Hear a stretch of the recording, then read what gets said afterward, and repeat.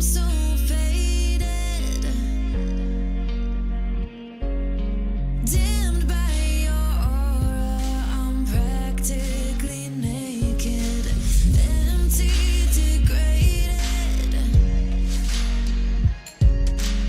Every inch of skin feels like it's tainted. Feels like I'm drowning in here. In your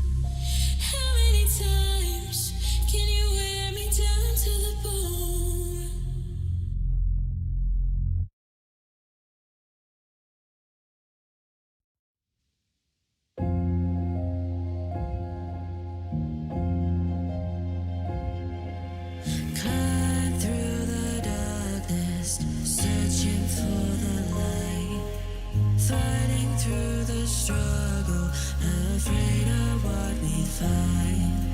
We both have demons hidden deep inside. Together we are fearless, reaching new heights. Time heals the wounds, though it hurts to be alive. Rising from the ashes to the flames we ignite.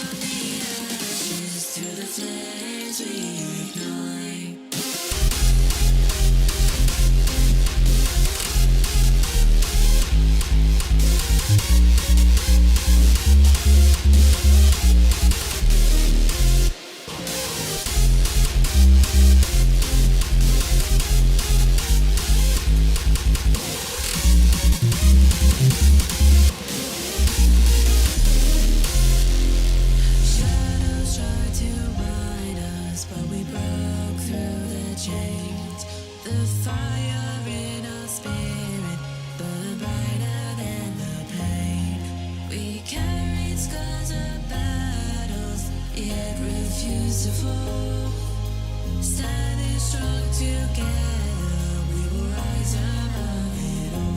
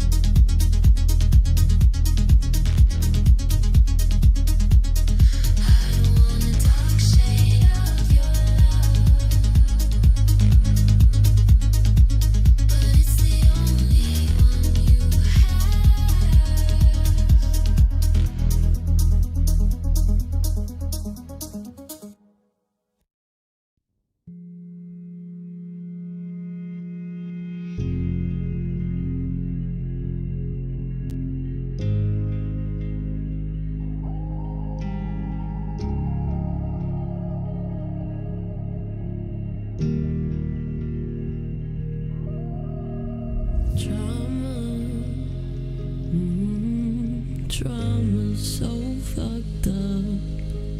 That little voice inside your head who says you're not enough. Yeah, I've been through trauma. Yeah, I've been abused. But you're not gonna get it. You'll just say you do. Shows up in my reaction. It emphasizes fears. You won't understand that. And one day your love will disappear. If you can't sit with me on a dark day, if you can't pull me close when I push you away, if you're not one to forgive mistakes, I need you to walk away.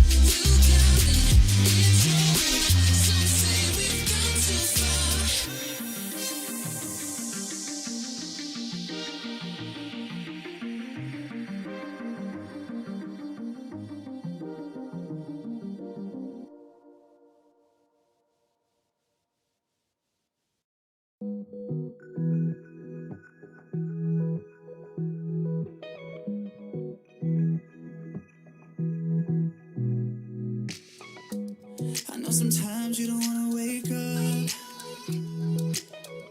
You're taking on a lot and it's getting too much. I know that it feels like you never get it right, even though you try. Laying in your bed, trying not to cry, but I see through your smile. Don't know where to go, been out on your own. You ain't used to be loved, never feel that you're enough. But I got you, holding the line. Love you either way, my darling. It's raining outside, I know that it's late, but you don't always have to be okay. Love you either way, my darling. I know you're taking the time to get your head straight. I'll be waiting for you, 'cause you know that I love you either way.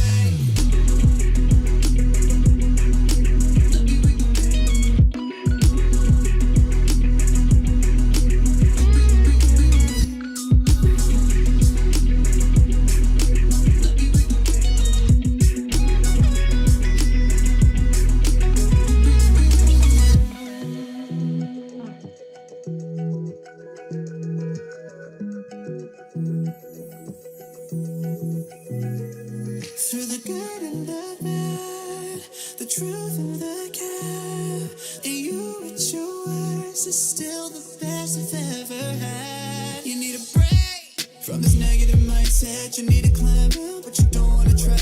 You're stuck in a hole with nowhere to go, and I don't know how to reach you.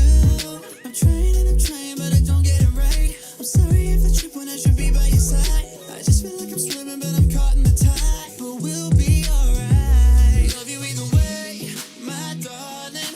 It's raining outside, I know that it's late, but you don't always have to be okay. Love you either way, my darling. I know you're taking the time to get your head straight. I'll be waiting for you, 'cause you know that I love you either way.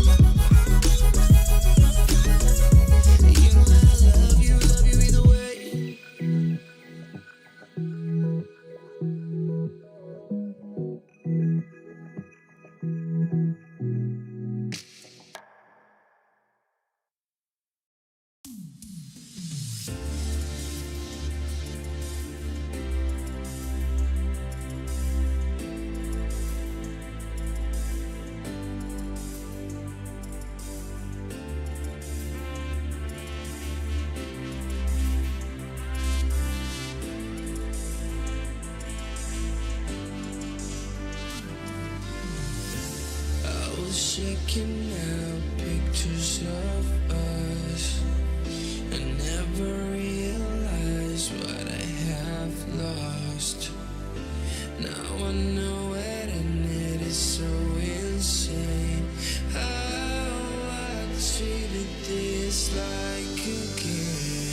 You are my help when no one else but there to share affection.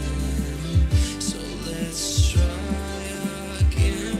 I'll go anywhere. Just send me your location.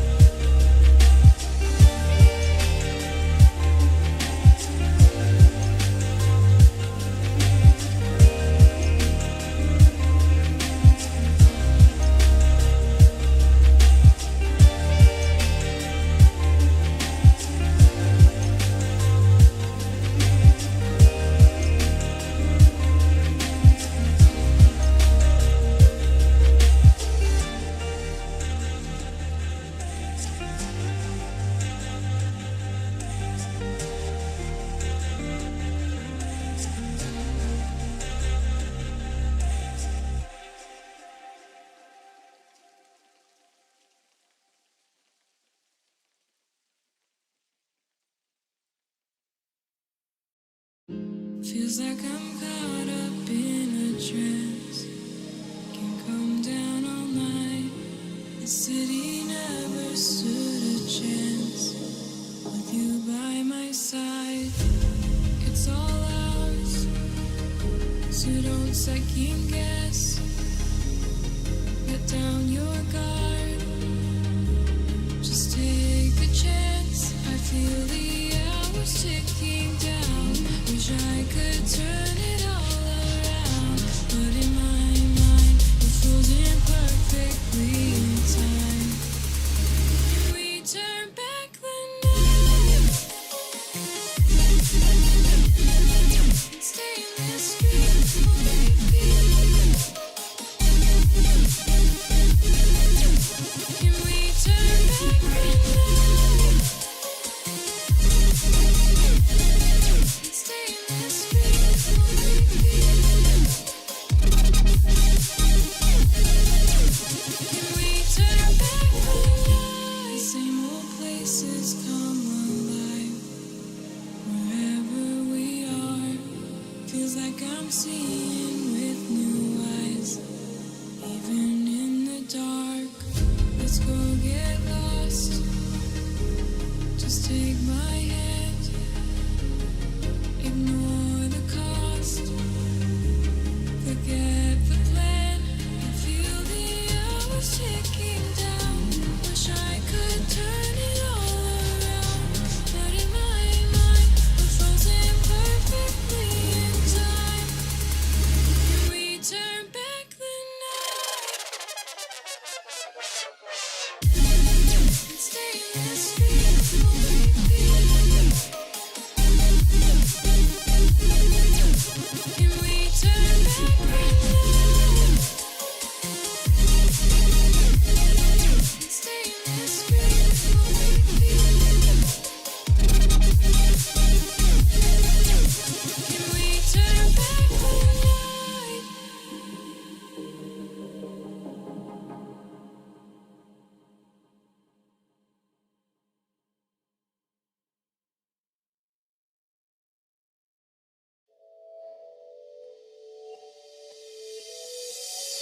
In your warm embrace, I lose myself. Nothing else matters. In time and space, there's nothing else. No. 'Cause I've been waiting for my whole life for one like you to light up the sky. Don't know what you do to the black and white. When I'm with you, I see multicolor.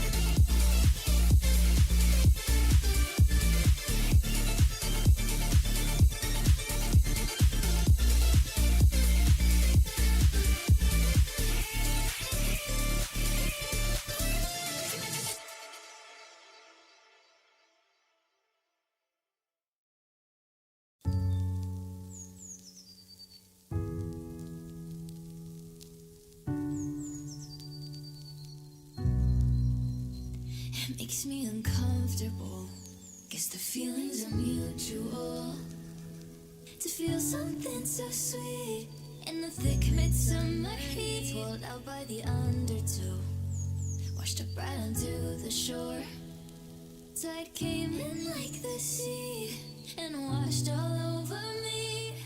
We're not holding back any hesitancy we had. To the fast lane we'll lose track. I hope you won't crash. Second gear into holes I drive.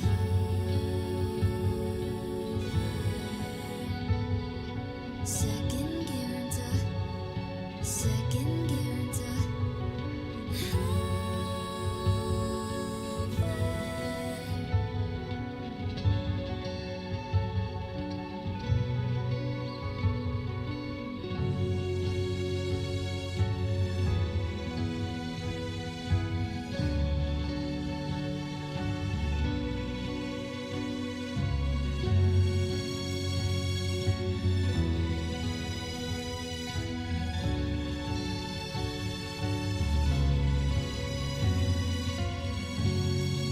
Lips up, let's take it slow. Heart sets another tone, and I hate getting vulnerable, but you can have my whole soul. And we're not holding back any hesitancy we had. To the fast lane we'll lose track. I hope it won't crash. Second gear into overdrive.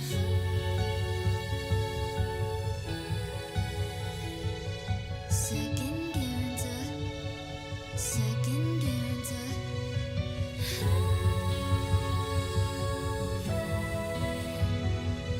Drive. We're burning the rubber and biting the dust. There's nothing to it, I'm starting to feel the rush. Starting to feel the rush. Now we're in overdrive, overdrive. Now we're in overdrive, overdrive.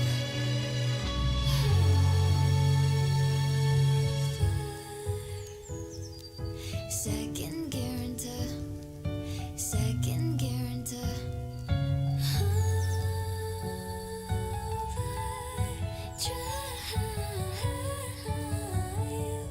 Overdrive. Second gear into overdrive.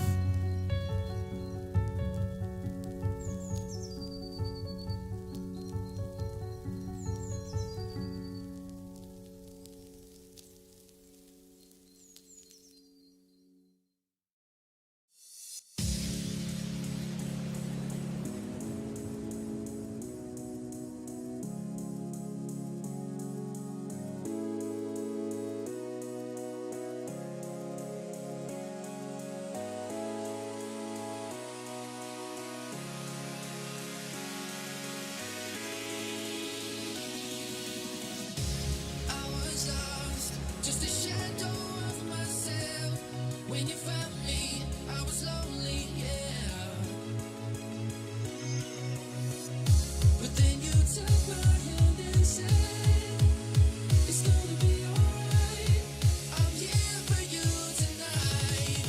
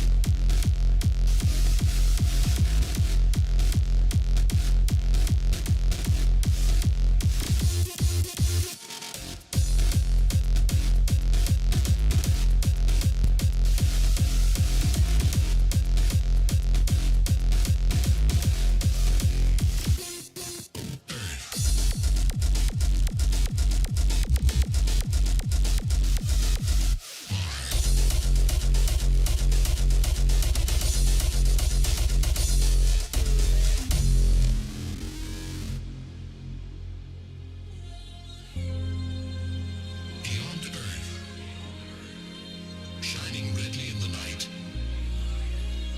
Mars. Colder than Earth and smaller. This is the planet. Men have looked on and wondered whether they are alone.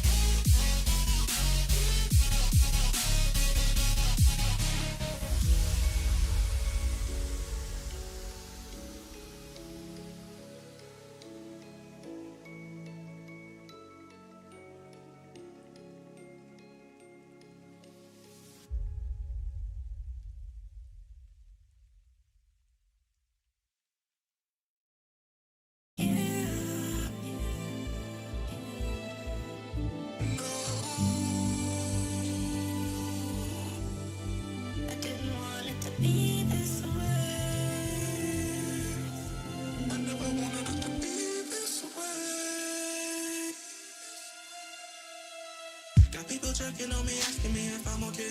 Appreciate it, but my answer is always the same. Tired of myself, I wish I could get out my brain.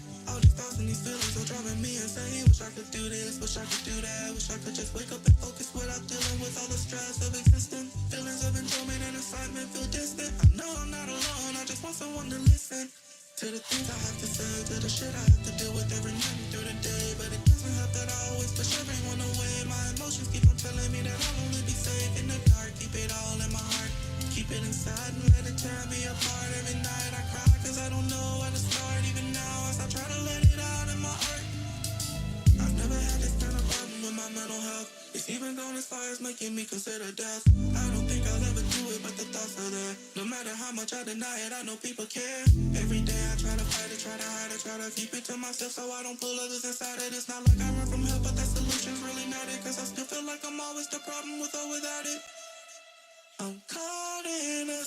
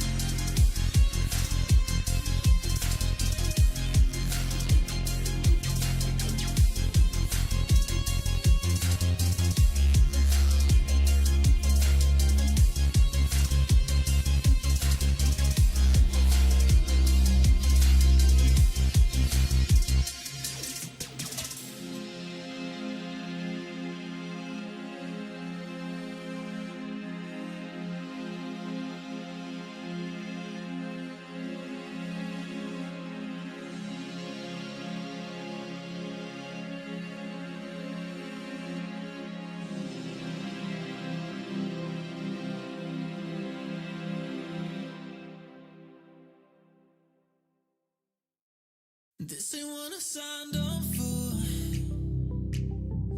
fighting relentlessly. Why we always gotta keep score? And words are weaponry.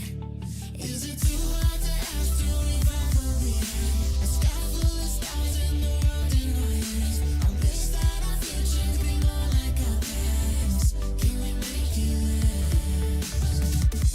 While we slowly fall apart, I try to save our damaged hearts. Will you try to mend the scars?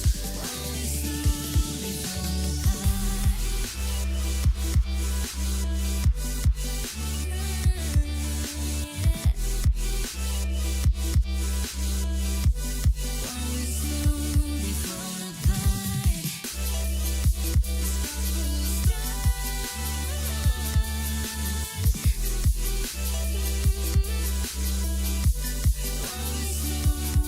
Say what I signed up for. Sometimes it don't feel real. Every night's like another war. Love is a battlefield. Is it too hard to ask to revive what we had? A sky full of stars and the world in our hands. I wish that our futures be more like our past. Can we make it last? While we slowly fall apart, I try to save our damaged hearts. Will you try to mend the scars? While we slowly fall apart. You're good. Syphilis. We are live. Oh my goodness. Hey guys, it's Gabe and David from the Minnesota Airsoft Association Project Echo Airsoft at the 2026 Midwest Airsoft Convention. Hopefully you've been watching the stream. We're at, what time are we at? Almost 1:30, and we have just shy of 300 people in the door. So that's admissions. Airsoft Station, Airsoft Armory, CC Military, Mir Tactical, Twin Cities Airsoft, Crossfire Airsoft, Central City Airsoft. Like, tons of people are here. Where are you? Where's Alex? Where's Alex?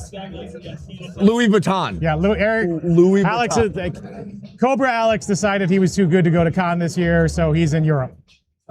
So, Make sure to stop out. Come on by. how things Plenty been to going do. from Project Echo and Night Stalkers? Oh, you stop it? No, we're still going. I mean, I was just looking at buttons. I was just going to Give me bring up new while buttons. we're talking. We Oh, yeah, can there show we go. everybody. Yeah, so in this photo, you can see CC Military very prominently got their sign. You might be able to see Aaron from XFOG. That's an awesome thing that Aaron from XFOG's coming out to support his gear. In and out, you'll see Alex Patarakis from Mir Tactical. He's schmoozing. Hey, Alex, wave to the camera. Look at his face. Yeah. So it's a beautiful day. It's actually pretty chilly. So actually that works out best for, I think, for the con, Yeah. right? Like a little chillier than I think most people want to play. But if you're out of the field, stop by if you like. $5 entry, Brooklyn Park, Minnesota. Look for our events. Our raffle has been very popular as far as people checking and buying tickets. I don't know where we are number-wise, but that seems to be doing very well. We do have a gun range that people have been testing things in. Jeffrey from Altar Forge is doing assessments of anything you purchase at con if you're interested. So again, tech service. I'll also note Airsoft Station has their tech in-house today, and he's actually showing some of his builds, just his lowers. So if you're interested in maybe in upgrades or his specific builds, come on out. We have old friends who have showed up, which is what the con is really about, making connections, seeing people. So that's awesome. I don't know. What do you got? What's going on in the other room? The other rooms. Yeah, we have about 10 private sellers. Say thanks for coming. Just a couple of reminders. We're We got doing an the announcement. 5 o'clock 3 o'clock, 5 o'clock raffles for $5. Buy those tickets at the yellow X. I'm not going to tell you where it is, but it's on the wall. My dear bearded friend Trump will be able to get. Yeah, we can see it. You can see the now. All of you out there can see it. Here on some whiteboards. Here is by the speakers come towards my voice. This is where the raffle is. The other thing, and you can't, maybe you saw it as he was walking by, you see retailers buying from other used sellers or retailers who actually have like old stuff. So I'm pretty sure that is a bin of like 200 angled foregrips for $5 a piece. So, so the other room, 10 private sellers. We also have Sizable Designs, who are making custom launchers, really cool 3D printed custom launchers. Dylan from Moose Defense, he's a local gear maker, makes some really unique custom. I like it. It's Gucci. It's a little Gucci. Gucci, as opposed not what Alex is looking at his Louis Vuitton store, but it's custom gear. That's also where our gun range is. So again, we have some sample pistols and a couple, one HPA gun and one AEG now that you can win as part of our raffle donated by Airsoft Station. So a lot of good traffic there. We do have one food truck, just the one food truck. It is Roland Nolan's Barbecue. I smell the food and I see people with chips now. So Have you tried it yet? I have not. No. I have not eaten anything yet. I had a French fry. Yeah, I'm basically just trying to hydrate, like any other Airsoft game. So things are going well. You know, we're not even 2 hours in. Just shy of 300 people, so we're hoping to keep that up. First prize drawing again is at 3 o'clock. Plenty of time to make it for the first prize drawing. We have lots, so just come up, buy a ticket. Good luck to you. So, other than that, we're going to start probably doing some interviews of some of our local fields and retailers as we get time. So stay with us. We'll be back here shortly with some interviews. There you go. Take it from the video, man. and if you're watching this recorded, you know, drop a comment if you were here, and let us know what you'd like to see at con. Thanks, guys. See you in a little bit.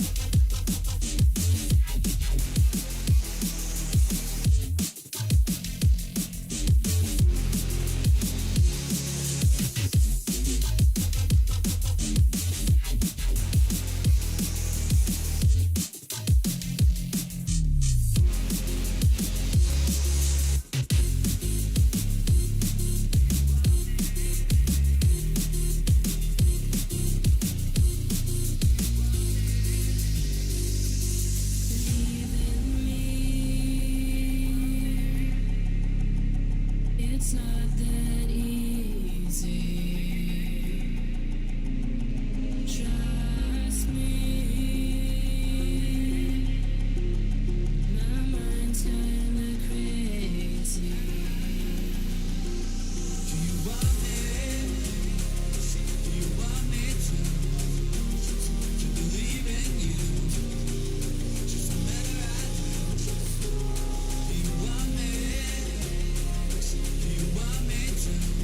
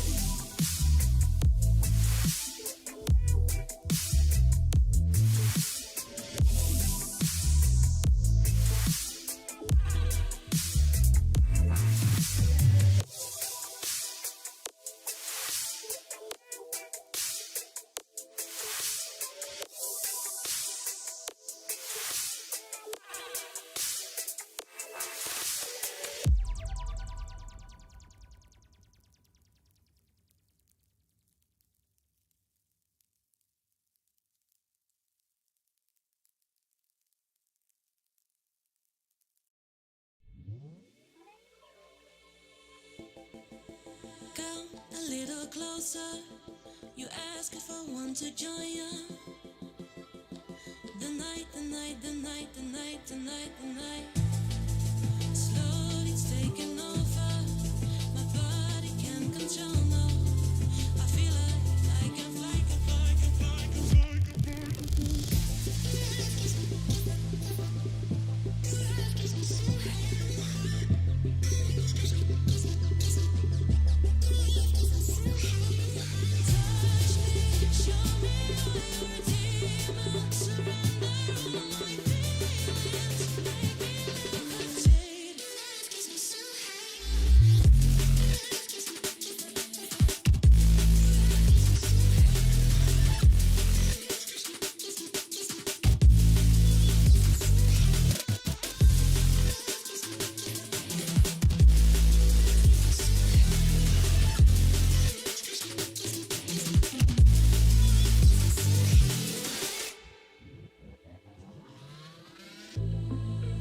Words are hard to find when my mind is painting blurry lines. Someone please come save me, cause I'm falling out, I cannot take it. I just wanna feel your love. Need someone to hold me before I get lost. Catch me cause I'm flying up, I see the stars and make me fly. Touch me, show me all your demons. Surrender all my feelings. Make me levitate. Love gets me so high.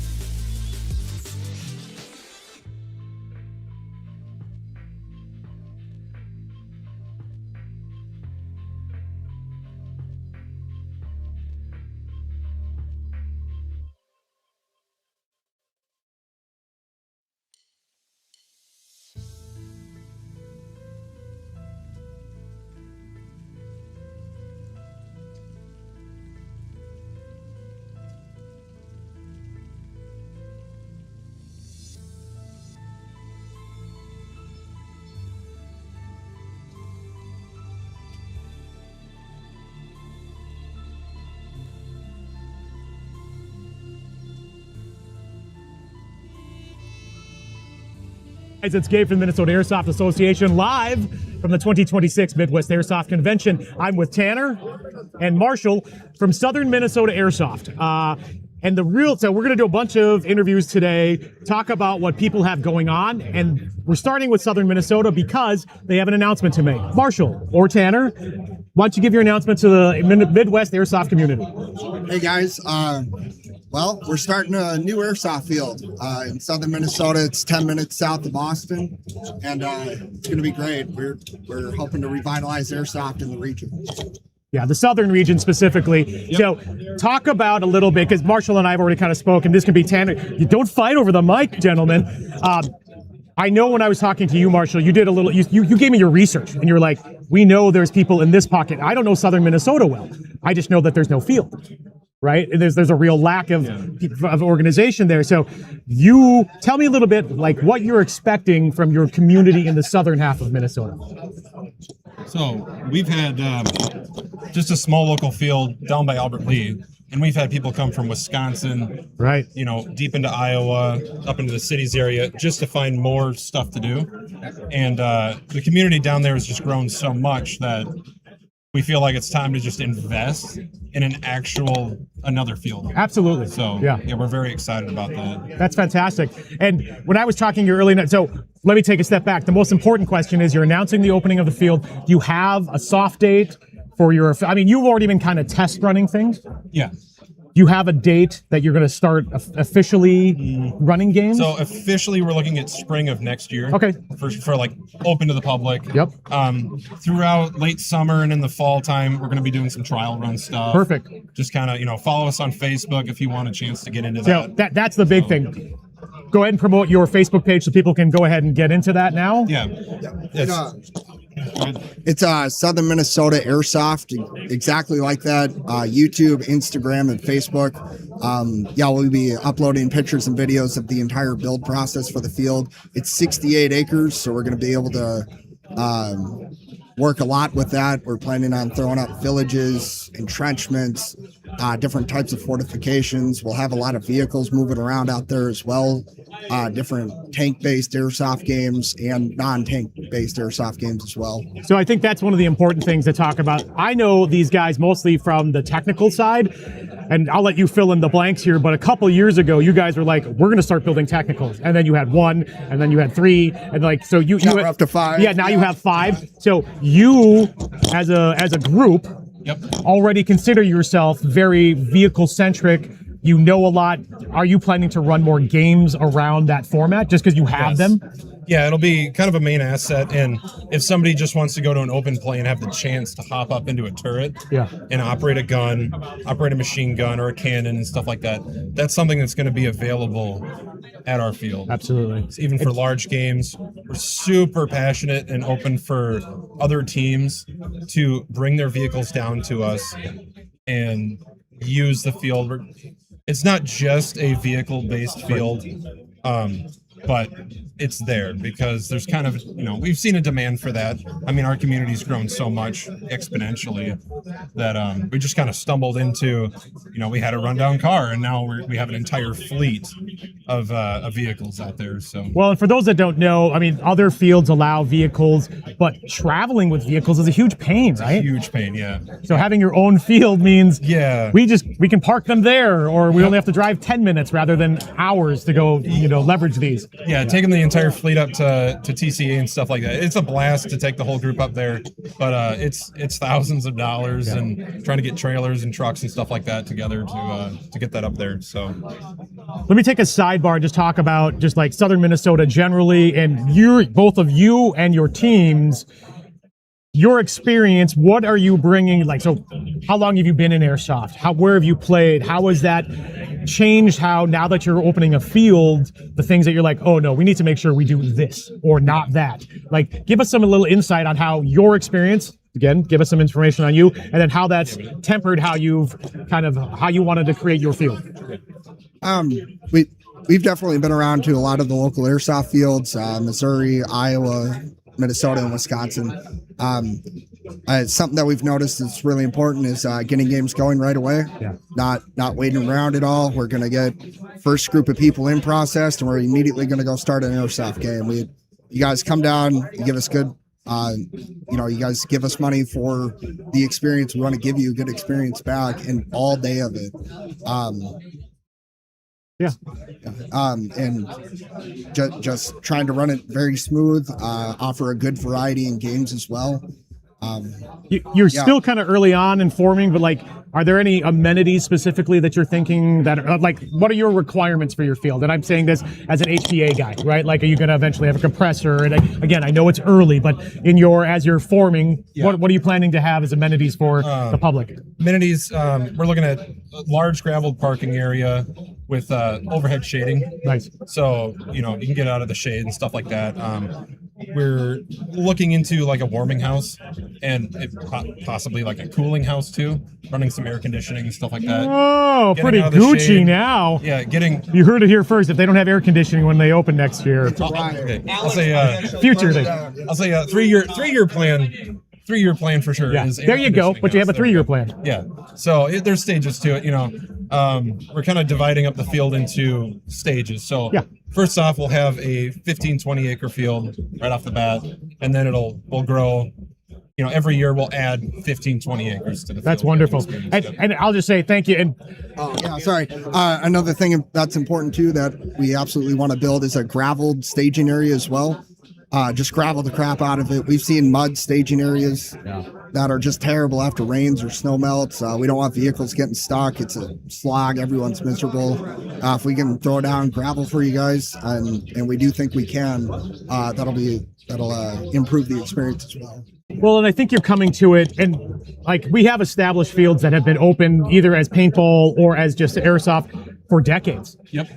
You guys are coming at it fresh from the player point of view, and I know I've talked to Marshall specifically about like, hey, what about this and what about this? But you're a player perspective on a field. You're a, and I'm saying this very specifically, a player-based field's view to how things go is more like I'm a player. These are the things I want. Yeah. Has that been kind of It's airsoft for airsofters by airsofters. Yeah, perfect. Yep.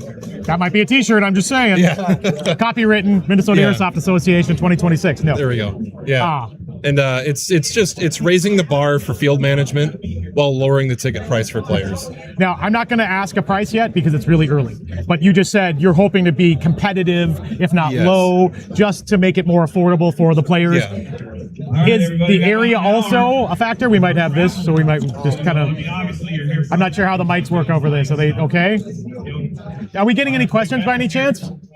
Also outside. Nope, just wish I was there. Yes, and we wish you were here, whoever you are as Definitely. well. If it's Alex, I wish you were here, Alex. It's Cotton. It's Cotton. Yeah, Cotton, where are you? Let's talk about your team outside of the field. Are you guys planning on doing anything? So for those that don't know, again, Southern Minnesota, can I say Husaria? Is that Yeah. okay? So either you might have heard of these names already because of their technicals at events. Are you guys going to be doing any other events, or are you going to be concentrating on the field this year? This year we're concentrating on the field big time, just because moving all the assets to other fields and stuff, it takes so much time and effort and resources that probably just focusing this year really hard on getting the field done as much as we can. Getting the word out that it's coming, running some tests. Yep. Okay. Yeah. So maybe in the fall, if things are kind of smoothed out, maybe we can get down to the Iowa Tank Invasion again, or Fall Gag, something like that. And from the cities, 2 hours-ish? Yeah, from TCA, it's like a 2 hour drive. Because the concept that I've started to talk to a lot of local people about is you've got your hour window of like where you're willing to play, then you've got your 2 to 3 hour, and then you've got your 5 to 6 hours. So starting to get the local player base used to that thought process of here's maybe your local field. Well, now here's a bigger event. It's only 2 hours, so like that's not that bad. So like I know you'll be. I don't want to say focusing because you're obviously be welcome to everybody. Yeah. But it's thinking of the circles of influence that need it. And again, Southern Minnesota has needed something. I'll also point Northern Minnesota. I don't know what's happening up there. Like the southern and northern half of the state have been really suffering from not having anything. So thank you guys on behalf of the community. Well, that's how our team grew, is like just scattered pockets of people that it's such, for a lot of people, it's a challenge to make a 2 or 3 hour drive to some of these That's fields. one way. It's 6 hours round trip. Yep. Yeah. So our whole team grew on getting people together to carpool, and then so we're just excited to have something down in our area that we can call home, and build it. You built it for yourself, which again, an airsoft field made by airsoft players for airsoft players. Yes. Yep. Great. And we're going to be a huge advantage to Northern Iowa as well. There's a single airsoft field in Iowa, Central City Airsoft, which if you've never heard of them, you should totally check them out. And we'll interview them as if they're willing. So. And but there's not a lot of airsoft options in Iowa either. So we're like 10 minutes from the Iowa border, just south of Austin, Minnesota there. And great attraction for people in North Iowa, Mason City, Clear Lake. It's all less than an hour from us. I mean, you are filling a need that the community, an empty spot in the community. So let's talk about anything else that you guys want to talk about. Is there anything you want to really point out? We're just excited to get some new stuff in games. Introducing some technology. Like you didn't bring any of your props with you. No, we could yell at your tables if you wanted. Yeah, no, it's we got some technology stuff kind of in the background getting produced and stuff like that we're excited for. More interaction with the field. Maybe destructible obstacles, or if you have a big bunker, Maybe you use a in-house charge, Yeah, go yeah, through yeah. the wall. So more prop-based things, prop-based more stuff. less team deathmatch, more mission-driven. Yeah, get people involved, Yeah. people working together. So, And you have played mission-based games, yes. which I'm of the opinion that a lot of players just don't know how to play mission-based games. Yeah. Right. Well, that's something we've seen, or that I've seen, is like sometimes it just seems too complicated. So it's like I'll just run around and shoot. You know, our goal is to make it simple, that it's still engaging for everybody. That it's like, oh, okay, that doesn't take 6,000 pieces or a special key I need to get. It could be super simple and just keep people working together and doing some goals. Well, if all that ends up being is getting people's feet wet, yeah. so then when they go to a larger game or even one of your future games that actually has this mechanism maybe turned up a notch, now they're like, okay, I understand the basic premise of this. I think that's great. That's education for the player base. Yep. So. Anything else you'd like to talk about? Another thing that we've been trying to do too is test running a lot of variety in our home games as well. So we're going to be throwing unique game modes at people that people have never experienced before, that are a lot of fun for the guys that we've had on our field. They thoroughly enjoy the games that we have, and we've been tweaking them as we've needed to for different locations of the field, structures that are out there, and the player counts as well. Because once you go over or under a certain player count, certain game modes won't work. So we'll try to dynamically change up the games according to the amount of people that show up as well. So it's not just doing a game that's more suited for 20 people if there's 50 people there, or vice versa. Again, from a player-based point of view, right? Yep. Yeah, that's great. So that kind of stuff, and then variety. Like, we love the idea of the batteries not included series and stuff like that. So we're working with those guys. Milsim stuff we're interested in. Just variety. If people want it, we're willing to do it. Fantastic. Working with different teams and stuff like that, getting people involved. So Outstanding. Well, why don't we close down? Again, Marshall, Tanner from Southern Minnesota, Gabe from the Minnesota Airsoft Associate at the 2026 Midwest Airsoft Convention. We are open till 6 tonight. If you want to talk to Marshall and Tanner about the field or some of their props or other things, they are here at the con in the main gymnasium. Hope to see you soon, guys. Come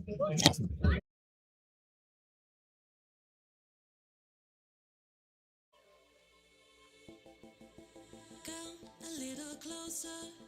You ask if I want to join you. The night. Slowly it's taking over. My body can't control no. I feel like I can fly.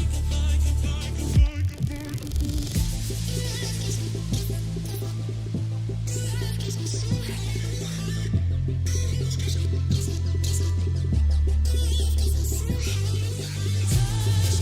show me how you're a demon. Surrender all my feelings. Make me levitate. Love gets me so high.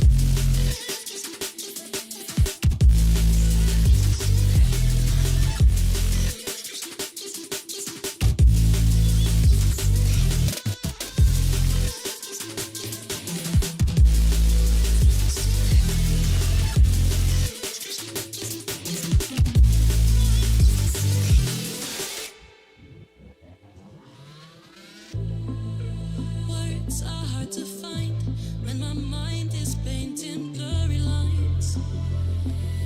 Someone please come save me, 'cause I'm falling out, I cannot take it. I just wanna feel your love. Need someone to hold me before I get lost. Catch me 'cause I'm flying up and see the stars and make me fly.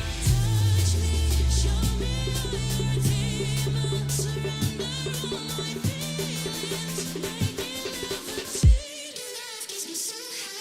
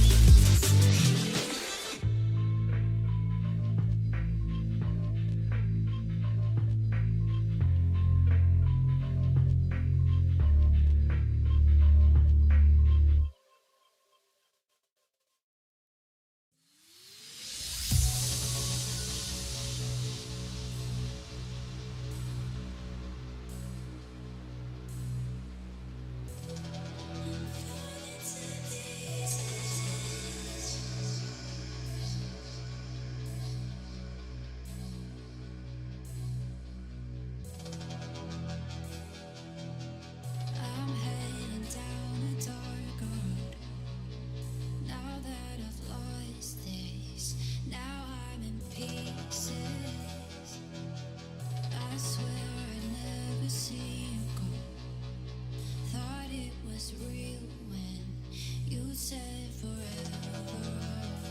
Baby, I tried to put up a fight,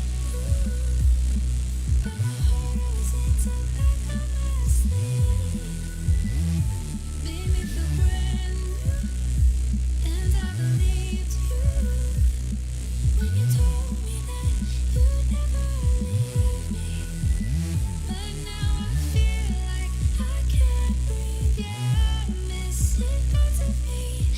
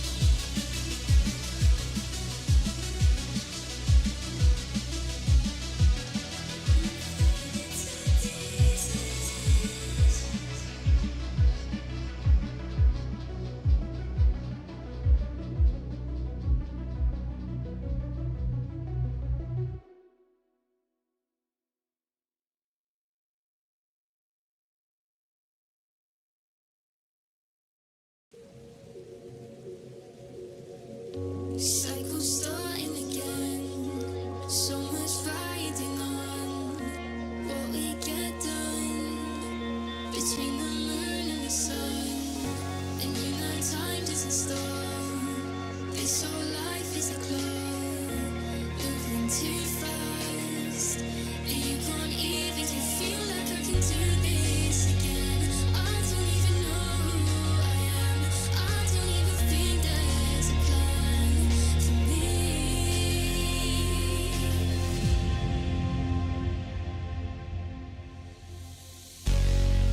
Don't ask me questions, I keep on forgetting.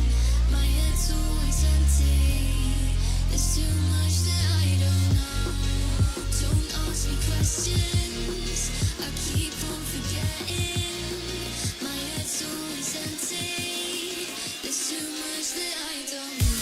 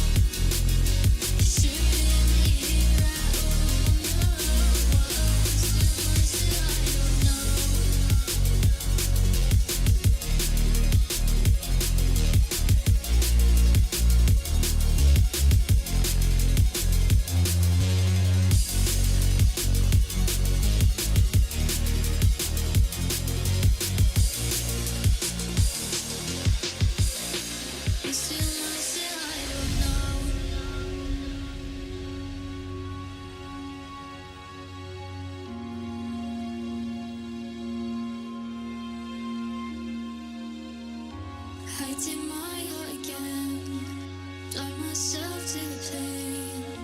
I'll look away, turn my tears into rain. You know my mind doesn't stop, makes me something wrong. I move too fast and destroy all I know that I want to base again. I don't even know who's a friend. I don't even think there's a plan for me. Don't ask me questions, I keep on forgetting. My head's always empty, there's too much that I don't know.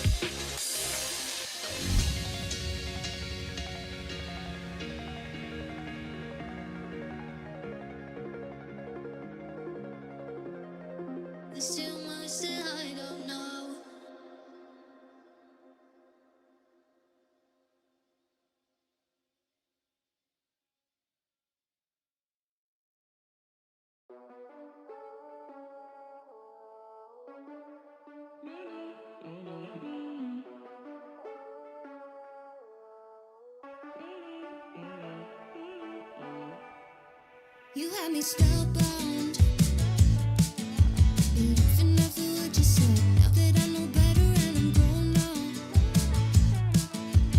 you won't see me come calling back. You're trying so hard to be relevant, relevant. You're breaking hearts just for the hell of it, hell of it. Oh baby, I think you should get a grip, get a grip. You can check off your reputation, station. I'm done with all them conversations, stations. Baby, I turned off my location, location.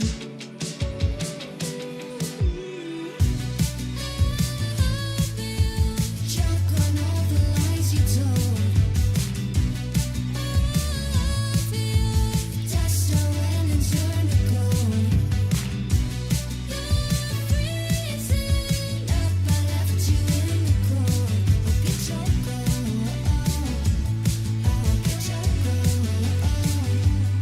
Give me a hard time. Nothing more and nothing less. Baby, now you know I made up my mind. And I ain't gonna come crawling back. You're trying so hard to be relevant, relevant. You're breaking hearts just for the hell of it, hell of it. Oh baby, I think you should get a grip, get a grip. You can shake off your reputation, station. I'm done with all them conversations, stations. Baby, I turned off my location, location.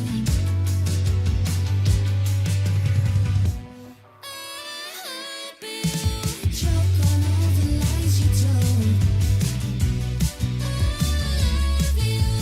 Test her when and turn to gold.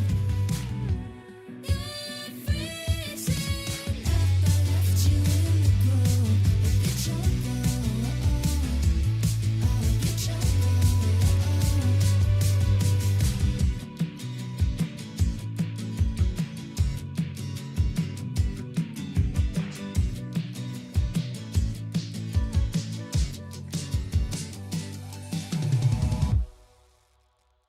All right, is my mic still good?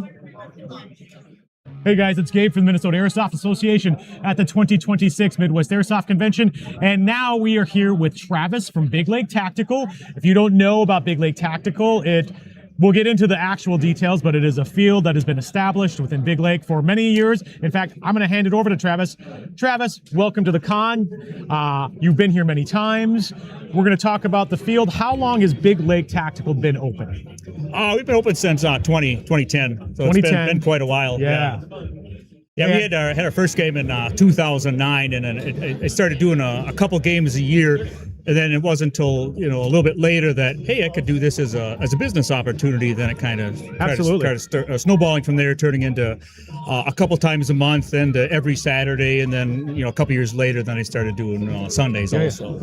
And for those that don't know Big Lake Tactical, they are the largest field in Minnesota. With how much acreage do you have? Do you know off the top of your? Yeah, I have 55 acres, and then that's mine, and then my folks have another 40 acres. That's just to the west of it. Some of it's swampy and low ground, but we can use it as overflow if we need to. But your regular playable areas about 55 acres, right.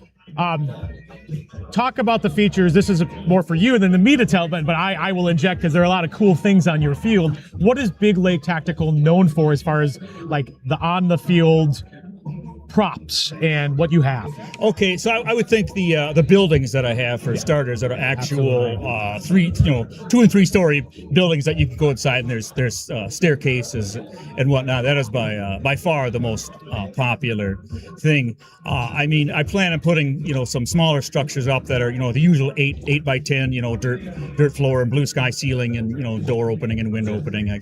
That's like the industry standard. I mean, everybody has that, and that's pretty normal for buildings. But I'll put some of those too. But I thought it would be cool when I first started doing this. I thought it would be fun to, in my mind, I was like, wouldn't it be cool if you could go somewhere, and they had this, or what if they had this or that? And I'm like, I'll just start building it here. And I'm still picking away at it. But well, and then this came up previously. You're an airsoft player. Maybe Right. you don't play as much now, but you still do play. Right, So yeah, a lot of occasionally. what you're looking at, you're like, oh, Yeah. that would be cool. Right. As a player, I would Yes. like this. Yes. Yeah, so I used to be involved in the reenacting community doing World War II staged tactical Yeah. battles using blanks and stuff. And I thought it'd be cool to have, a village like in France, Germany, or whatnot, and then with trenches and, like it's a war zone, or even it could even be in the Ukraine for that matter, going from today's standpoint. But I thought that would be cool to have a mock battlefield. And I think that's one of the things just to mention about Big Lake is what we usually call it is your World War II village. They have a village that looks like an old-timey village, and then they have a whole area of trenches. So like trench warfare, if you want to play trench warfare, here's a hint. It's not great. It's a murder fest. Yes, it But is. if you want to play Yeah. trench warfare, Big Lake has that feature. And then you have some, obviously woods, but you have like this really drastic valley, which is very interesting to play. You will allow vehicles on your field. Right. Yeah, we're actually putting in more trails, and we're planning on the once a month the NBA game that I've called Minnesota's Best Airsoft is the name of the once a month big game where we use the whole field, and we're looking at getting approximately 100 players, and we use the whole field and vehicle heavy, lots of grenade launchers, and people that use squad tactics and all kinds of stuff like that. Really get a good playing experience, and you can really use the whole field and all the diverse things that we have out there. Because that's what you've been trying to tap more of. How do you leverage all the land and like different missions and different sections and keep people moving around the whole property, right? Right, yep. Yeah, it's nice to have secondary, even tertiary missions for people to involve too, especially, Absolutely. if they've achieved one objective, then okay, instead of they're sitting around waiting for event staff to get them, on something else beforehand, you got to do, X, Y, and Z. Then if they complete one or two of them, well, they've still got another one they can still be working on. So you already talked about NBA Minnesota's Best Airsoft, or Minnesota Best Airsoft. What other games that are you running that people should know about in the community that's coming up this summer that for you? And I'm saying that because Big Lake Tactical is actually hosting games from other game organizers. We're going to talk to them individually. But Travis, what do you got going on that you're excited about this year? Well, let's see. The Mexican Drug Wars is always a favorite. A lot of people. That's the first Saturday in May. I'll say that's utter chaos. It's a game of chaos. Yes, it is. It's more of a role-playing LARP game where you're using airsoft guns. And you're not there to shoot so much. You're actually pretending to be cholos and moving your drug products around. And then they have law enforcement, but sometimes that law enforcement is not so a little bent. So like there's a lot of backstabbing in my experience. Yes, to that game. They're so supposed to if be. you come with a crew, trust your crew, and maybe not even them, but generally that's that game. Like I said, that's a game of organized chaos, and the player base who go to that game know it and love it. Yeah, we've been. I couldn't even tell you when the first one is. I've been running it so long. Yeah. It's probably easily 12 years of running it. And the first game, it's funny because it was a half-hour long game within an open play, and I don't think we had 10 or 12 people, and the game lasted 45 minutes. But it was just kind of a test pad to work it out. But I can actually thank Max Schlosser, the MAA, for helping me building it up, because he came up with some more ideas and some more rules we could add to it, so that really made it what it is today. So I have to give him a shout out. So made it a fun Mac, game. if you're out there, Yeah. nice. Thank you. Hope to see you soon. Yeah. So you got NBA, you've got Drug Wars. Anything else you're really excited about? Yeah, the big fun game in July. Yeah, that'll be a good time. Hoping to try to get 200 people out for that one, and that's another full game. If people want to find out more about your games, where should they go? Website, Facebook, both? The website. Yep. Okay. Yep. Perfect. And then utilizing I want to use the Aries Alpha boxes that I've got. Yeah. I And how many did you purchased buy? 3. Okay. So I think I'm going to get a couple more, because those were well received. So for those that don't know, the Aries Alpha boxes, they're coming out of Europe. They leverage GPS and mesh. There are other companies who make other types of devices, but they're basically game mode boxes. You can have a bomb, you can have tracking, you could have capture the flag, but more technology. Right. Coming into these games, Yeah, that's quite popular. Modern warfare is a lot of technology now. Absolutely. I like the ones they have, the smaller boxes that you can put it inside vehicles, and the players can track the vehicles. I was looking at that one too, and kind of I think a lot more people are going to start leveraging, using their phones Like Right. there have been games that like use Discord so you can chat with your Yes. command, and we've been talking about people using mesh trackers so like a commander can see people moving around. The Ares Alpha boxes can do that. Like you can have the Ares Alpha app on your phone and watch yourself walk to the Ares Alpha box to take something, see that's blue control as opposed Yep. to red control. So look for more of that at Big Lake Tactical. That's awesome. Yeah, it'll be Just as a it'll be fun sidebar, time. how are you importing? The tariffs really you got hurt hit, me right? good. Yeah, Yeah. big time. Almost paid double for the doggone things, but I think it'll be worth it. It'll be a fun prop to use in the games for sure. So look for more technology from Big Lake. Anything else you want to talk about generally about the field? Well, I'm planning on adding, more. We're working on adding more buildings all the time. Okay. Make the village from 5 building to 7, and they'll all be 2-story buildings. Then I'm looking at building up kind of the 2 other courses, I guess you could call them, on the field. The trailer park course. I'd like to bring out some more semi-trailers out there, cut some window openings in that, use them the same as shipping containers, and then finish the uncompleted building out there, make that 2 stories. Then there's another one down in the Death Valley part of the field, unfinished house down there. I'd like to put the 2nd story on that one, and then build some smaller, 8x8 structures around that. So it could be More cover. Yeah, it could be its own, North Village or something. yeah, is my absolutely. Future plans Yeah. for that. And then, some more vehicles. Be able to have 6 or even 8 vehicles that are running and usable for these bigger games every month.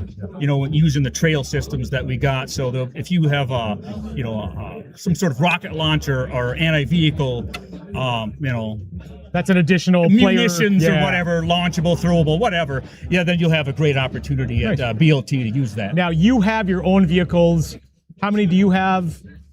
Working, not working. Let's not talk about that. Vehicle breakdown. Maintenance is Technicals that for ongoing. Airsoft are usually Yes. your forgotten vehicles that you're trying to get some extra life out of, they're but- high mileage, not the best to use on the road anymore, but they're perfect for Yeah, Airsoft. because you're shooting at them. So. Yeah, you get little bit of rust dents. It's no big deal. You're only driving it at 10 miles an hour. That's absolutely. the max speed we let anybody use in the games. But yeah, like I said, the maintenance is ongoing, so I have to get them up and running for the next game we have, which is Operation Fallout in April. We'll be able to talk to Thomas Skurzek about the details. And we are going to talk to Thomas for that a little one bit. Yep. because I don't have the details. I just have the game set up, and he's going to be able to give you the full rundown on that game. You've been open all winter. You Yes. are a field where if like it's under 30, then Right. you're probably going to call it. Or It's snow, just but- too cold. I'm 53 years old. I personally, that's my limit. It's just too freaking cold. I don't even want to stand. Yes, save this is money. Minnesota, but it's like, this year was kind of brutal for outdoor games. I think I did 1 or 2 in December. January was the same, like 1 or 2 in February. It was pretty skinny, but you can't control the weather. But for all intents and purposes, it's a little chilly today in Minnesota, but for the most part, we're over the hump. Right. Let's hope. Yeah, most people will come out and play even it's 40, and not everybody's fair weather soldiers, but So but do you have something? What is the next spring is here? Will it be your next larger monthly game, the NBA in April? yeah, the April 18th. April 18th Yep, is April 18th. So that's Operation a lot of Fallout. fields are going to start opening more for their full season. So April 18th that's your big weekend. Yes. Yep. Again, there already have been open all winter, but that's the unofficial or official spring to summer opening. So, all right. Great. Anything else generally you want to talk about? Encourage people? Any specific? Again, trenches, village, Trail system. Vehicles. Full-size buildings. Vehicles are welcome and often show up to play. Modern rule sets. You allow grenades. The NBA games I usually have, or I'm going to have one of 2 vendors, either Opler Airsoft, which he's put together a mobile store trailer. Okay. Then John and Erica with Airsoft Armory. Then they're going to be there in alternating months with a mobile store. So people. So mobile the bigger store will games, be you available, can, guys. Keep in mind for that if you're come by grenades, BBs, gun parts, guns. Pistols, shotguns, all the accessories. That's valuable simply because not everybody can stop at Op4 or somewhere else on their way. If you have it there, that's good to know. And you usually announce that in the games, like, hey, this is who's going to be there this weekend. I know that Armory usually says I'm going to be there. I assume Dan at Op4 will do the same. Like, I'm planning to be there. So that's always a good heads up for the community so they know. So. Yeah, so if you bought something ahead of either of those vendors before time, I'm sure they would be willing to bring it to the field, and like you could drop pick ship it up kind of thing. Exactly. So then maybe if you're living a little further out state and you're not close to their store, then maybe you wouldn't have to make a special trip. And I'm sure Well, and as it relates to pyro, then you don't have to pay hazmat shipping. exactly. So Yeah, you that's a can big buy thing. it at the field, and then it's no problem. Outstanding. Well, look for more information on Big Lake Tactical on Facebook, and your Facebook page is just Big Lake Tactical War Games, correct? Yes. Yep. Big Lake Tactical War Games on Facebook, or just look up Big Lake Tactical. Actually, there's a page and a group. The page is Big Lake Tactical War Games, and the group is Friends of Big Lake. Yep. Yeah. So the clarification. One is your announcement page, one is your community page, and then you have a public website as well. Just that's where your schedule is as well. Yep. Big Lake Tactical War Games at Zoho Sites is the other website. Yep. Fantastic. Well, again, we got Travis from Big Lake Tactical at the 2026 Midwest Airsoft Convention. If you have not tried Big Lake Tactical, you should. Here's where I'm just going to make my pitch. If you like a field and it's your local field, great. Be loyal. It's fantastic. But if you have not tried other fields and know what they offer, can you really say it's the best field, the one you go to? So I encourage you to go out and play other fields like Big Lake Tactical. Talk to you soon.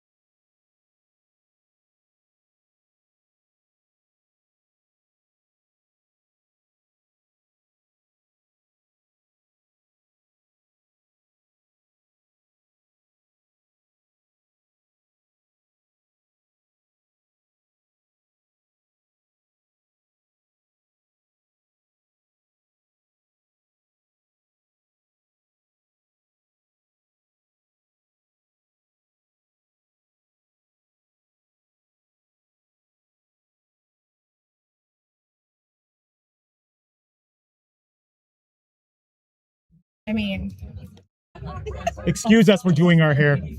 Hey guys, it's Gabe from the Minnesota Airsoft Association at the 2026 Midwest Airsoft Convention in Brooklyn Park, Minnesota. We still are open until 6 o'clock. It's just shy of 3 o'clock, so we're going to do an interview and then we're going to live stream our first raffle. We are here with Blondie from Twin Cities Airsoft, who is the general manager. If you don't know Blondie, I don't know where you've been. How do you not know under a rock who the BB Queen is? Blondie, thank you for being here. This is not your first year. You're here every year. Yep. Tell us a little bit about yourself before we get into the field itself. Okay. Well, hi, I'm Blondie. I'm the general manager at Airsoft, Twin Cities Airsoft. I will actually be celebrating my 10th year. 10th year in Airsoft. With TCA.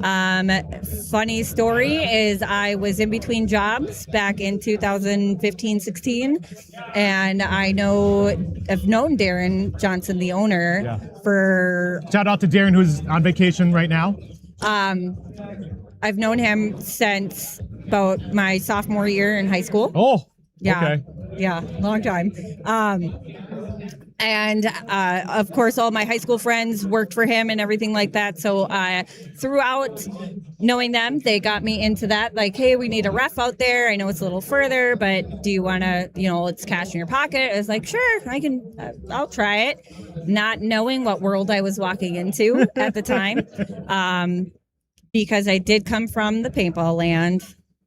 But I fell in love with it the minute I came out, and it was absolutely fantastic. And about 3-4 months later, I was told, oh, yeah, by the way, you're in charge now. And the rest is history. So it's been amazing to watch the field grow and become what it is now. And I can't wait to see how much more we can build and grow and all the type of events we can hopefully start hosting and everything else. Absolutely. And I'm not trying to make this, it is a big deal. So I want this to be clear. Women in Airsoft, it's not like there aren't women in Airsoft, but they're not as many. Yep. And depending on who they are, shout out to Blondie right here.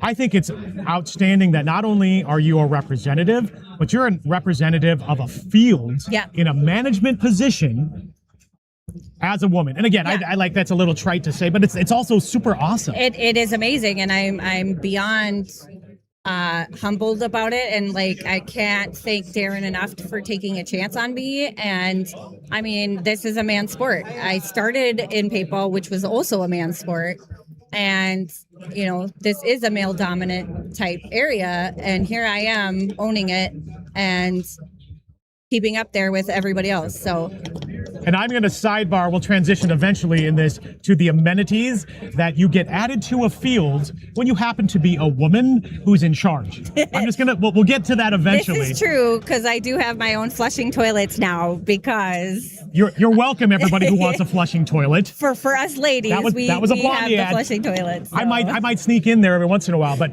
let's talk about generally Twin Cities Airsoft. I don't think there's a lot of people who don't know about it. They run the largest games in our area. Yep. I'm going to let you talk about the series of games. Yeah. Both the gags, which a lot of people know about, but then your monthlies. What are you excited about this year?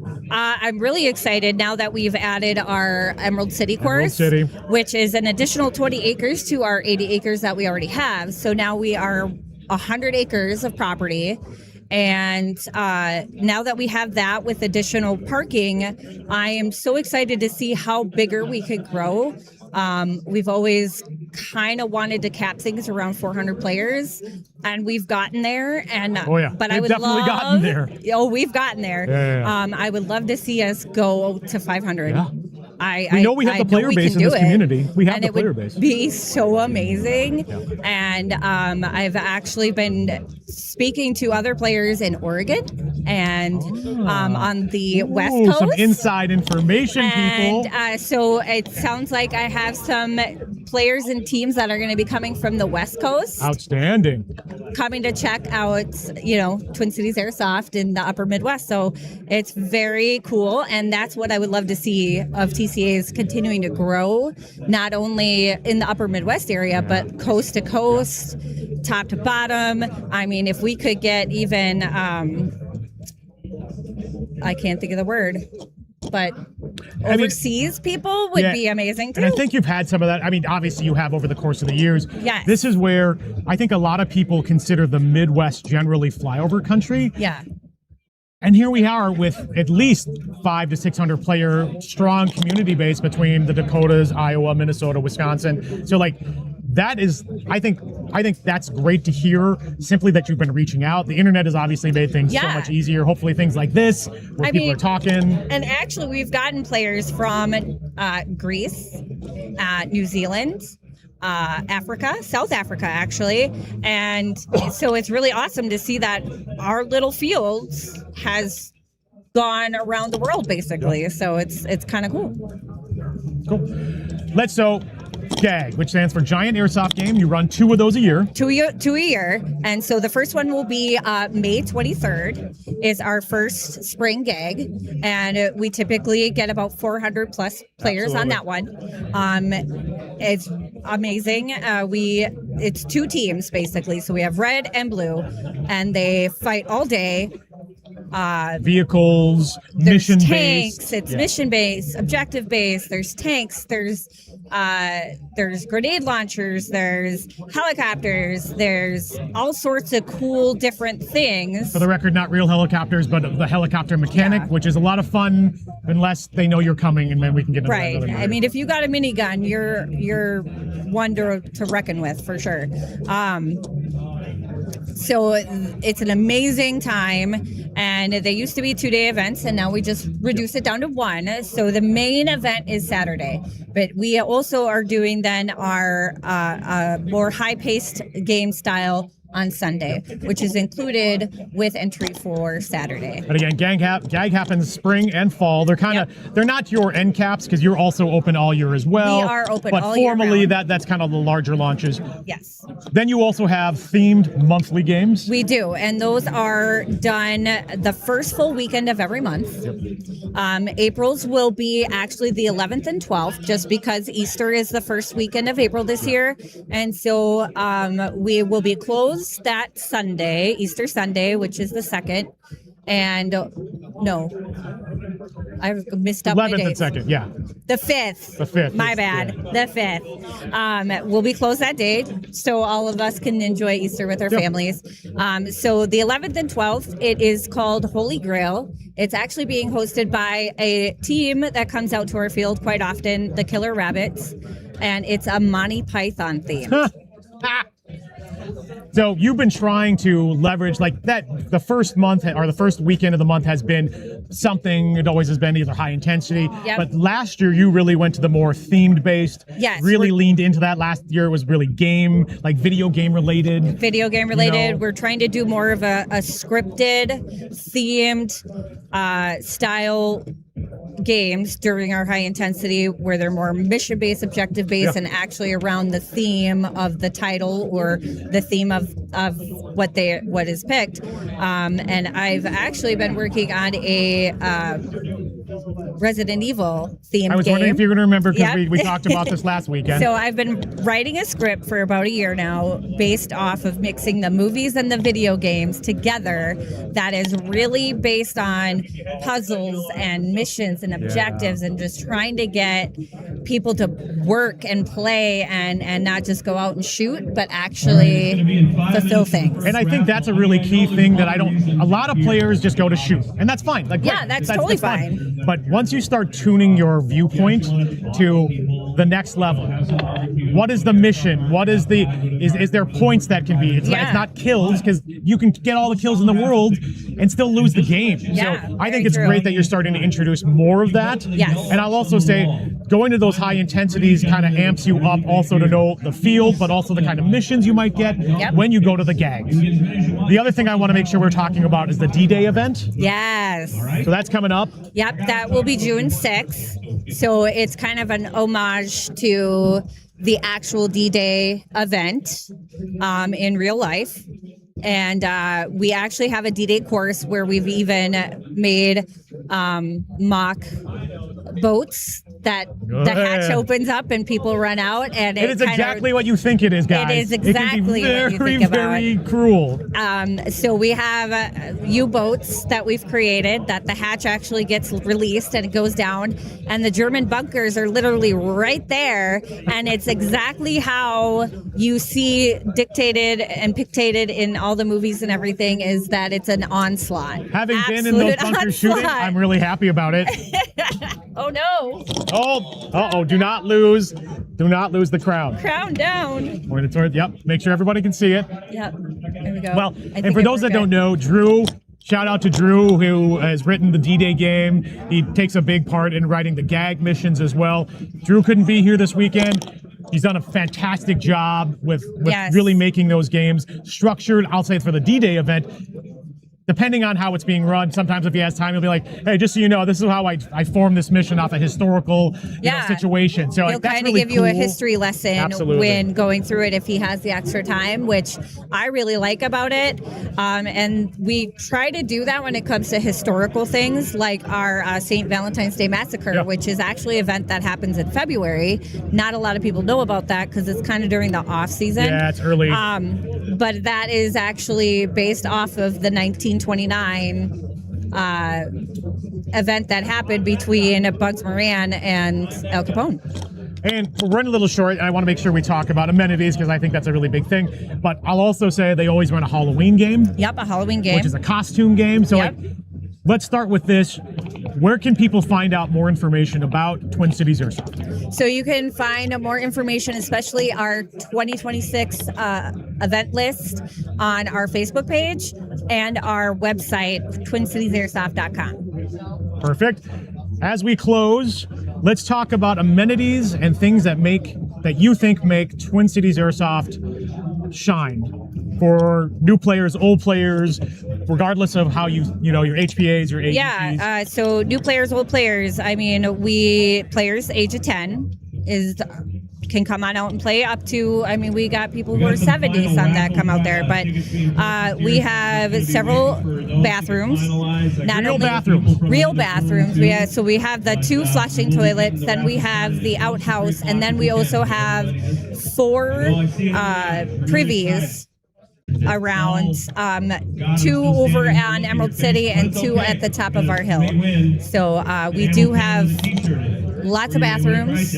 We also have our newest our viewing area, which and a lot of people don't know about. Yeah. So it's a double-decker container that is overlooking our Mayhem course, and the windows are netted, and there's bleachers up there, and so parents who are bringing their kids and whatnot, if you don't want to go home and drive back, you can go up there and you can watch them, or just have some peace and quiet up there while they're playing an additional field or whatnot. So there's always that. And it also gives an opportunity for other players to watch. Yeah. Plus, we have all of our new lighting that we are working on. Are you guys planning to do some more night games this year? I would love that very much.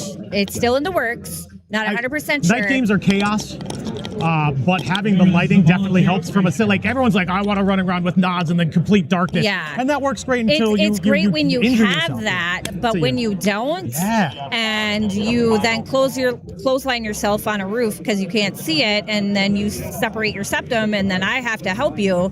It kind of. I was gonna let you share that story, not me. But. My separated septum story. Yep, that's a whole nother podcast for that one. But if that's what you want, okay, but maybe not at my field. Yeah. Well, I think the focus is you have that option and you're considering that. Yes. Yeah. But we are looking to get more lighting on further fields, like out at Islands and Hamburger Hill and things like that. So hopefully it will change evening events and other things. Summer's rough because it gets dark so late. It's hard to do that, but to look for more of that. But then with the lighting and stuff, it could help with some of that. But, So we're getting ready to do our first raffle of the day. So I am going to going to close out. Right. Thank you, Blondie, So here goes for the being first here. thing. We Thank look forward you. to seeing you on the field. Yeah. Look for more information on the Other thing. Twin Cities Airsoft Facebook page and website. Gabe from the Minnesota Airsoft Association at the 2026 Midwest Airsoft Convention. Still have time for the 5 o'clock drawing. We hope to see you. Thank you.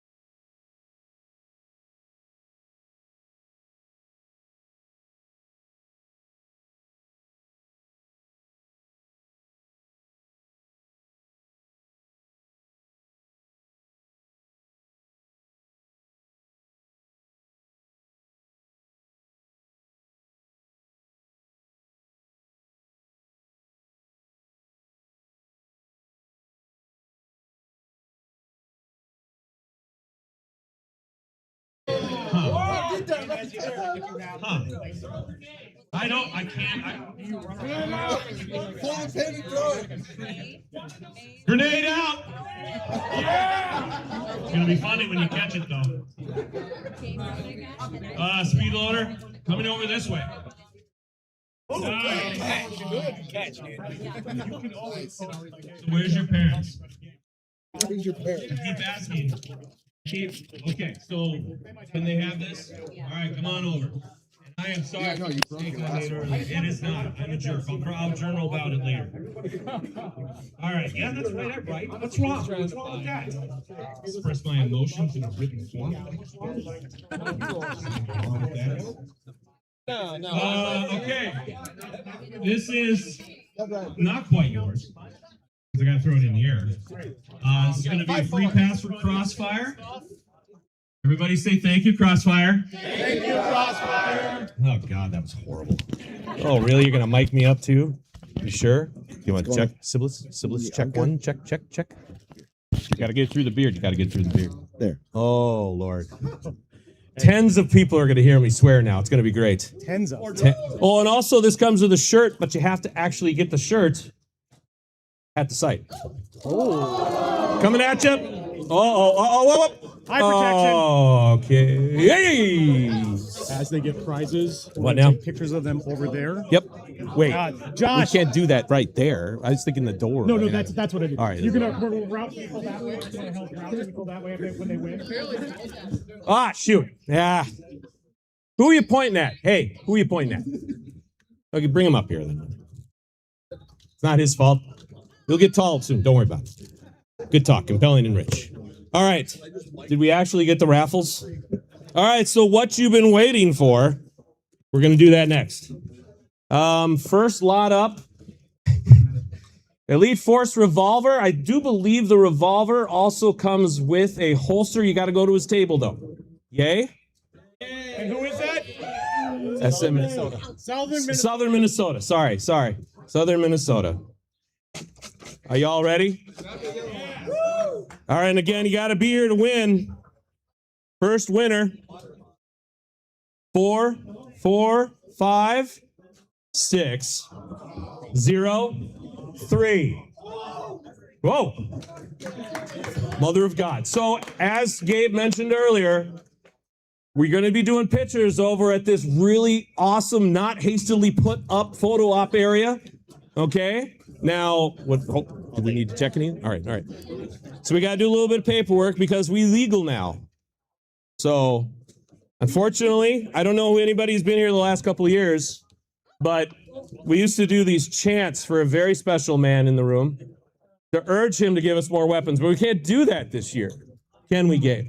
No. No, because that would be horrible. We would, obviously there's nobody from the county here that would inspect our Minnesota. Oh, I'm on the mic. I'm streaming. Oh, God, I'm a legal person. I always follow the rules and the laws. All right, do we got a system? All right, cool. As he's getting his picture taken, See this? I'm shaking it up. I'm setting it down. I'm not looking. Oh, this is going to be the ammo can that I was talking about. It's not just a t-shirt. There's other stuff in there that's also awesome. But because you bought multiple tickets, you're going to win a gun after this. So here we are. Ready? 4, 4, 5, 3, 1, 3, 3, 1, 3. Oh, Dad's got an ammo can. There we are. There we are. Nothing but net. I was so close, 2 numbers off. Well, I'll keep shaking it up. We'll see what happens. Cycle through. Good mix. Good mix. I'm trying to stall a little bit because he's got to do stuff. Hey, everybody, clap your hands for this guy, Gabe. He's the reason Airsoft still exists kind of in Minnesota. I call him a brother from another mother. Met him in 1998. He was wearing a black trench coat when they were not cool. In the basement of a paintball field. Whatever you are. And it's where I learned the funny line, my shoes are older than you. Okay, good talk. Compelling and rich. Leave on this room. Ready for the next one? I'm going to assume that everybody has the number 445 in front of it, okay? Because I think you're sick of my voice already. Yeah, you're going to win. Anyway, last 3 numbers are 5, 9, 1. 5, 9, 1. There we go. There we go. So this is the Third Coast Airsoft Golden Ticket. It's valued at least $300. Works at any of their events, I think for the next 2 years, if I remember correctly. Yep, 26 and 27. There we go. I do believe there are other awesome items in there, but I do not remember what they are. I know. Well, Tim Shea did all the work. As he's doing it, let me give that real quick. Roger that, Rich. Oh, and Rich needs your name. Gotcha. You give him the spiel. For those that don't know, Third Coast Airsoft is one of the largest milsim, thank you, one of the largest milsim game organizers in the country. So Rich over here, raise your hand. I'm going to make you famous, Rich. Rich is a local treasure as it relates to, thank you. Now I'm streaming as well. As far as national games. So if you want to know about the national game scene, talk to Rich, specifically Third Coast. These golden tickets are fantastic. So our friend who won this, it's not only the game, which is a multi-day game, but it's also a tier 1, which is like a mission base the first night, which is super awesome. They run you against Cadre. So like this ticket is great. So I'm just saying there's a couple more Third Coast, one more for sure, Third Coast golden ticket. We'll have some other golden tickets. When you hear golden ticket, be excited. It's like you've done that before. Yeah, nobody cares. That's all right. No, it's okay. I mean, someday I hope Gabe gets more than tens of views because he is a very important asset to Airsoft. He's got 100 subs. We all start somewhere. 112. So this is going to be the Gunlight package, which I believe also includes some Enola Gay stuff. Yep. All right, right on, right on. All right, yeah, that's right. Hey, hey. Last 3 numbers, 4, 6, 9. 4, 6, 7. God, Jesus Christ. You need it. Just what you needed, another Gunlight. To Airsoft, sir. Come on over here. And you have to have your picture taken. Ha ha ha.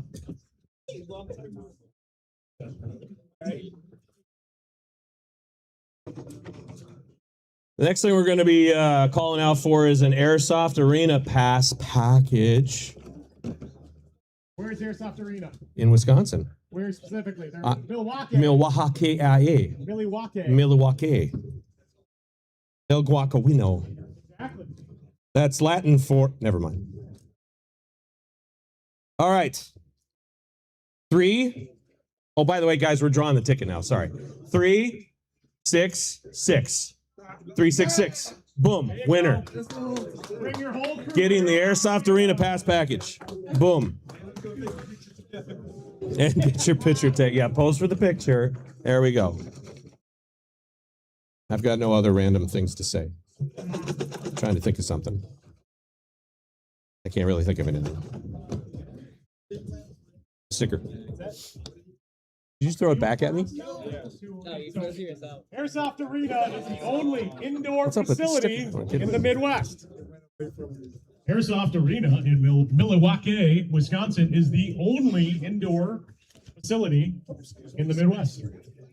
But if I win the lottery, there will be a 250,000 square foot facility with raised cages, and this is going to be smoke. It's going to be awesome. I tell you, tens of dollars. All right, the next thing we're going to do is a battle pass with the Viking Raid Nightshade crew. Here comes it right now. 4, 9, 7. That's him. There we. Oh, There you go. come to the con every 3 years. Look what happens. Look at that. You got to go get your picture taken, though. Wait, double check. I'm not dyslexic. It happens. Numbers are. He's hard. good. All right. Yeah, we need All right. We're getting to the guns now.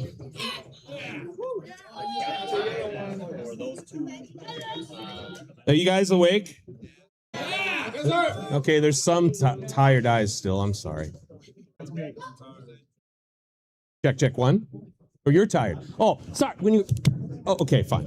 Anyway, this is going to be the, because I don't know how to say it, Canic. Panic, that's right. This is going to be rival gas blowback. Gabe's going to go down there and get it now. All right, here we go. I'll make her come back on you. 4, 4, 1.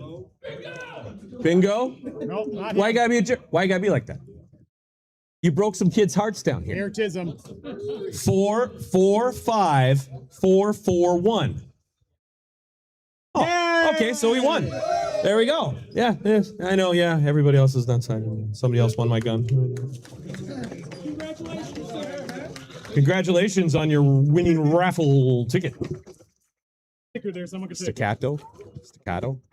This isn't the staccato. This is the WeTech 1911. Oh, you want staccato? It's done with the staccato. Not an order on the table, dude. You know what? It's not my problem, Gabe. That's a little whiny. All right, we got another pistol.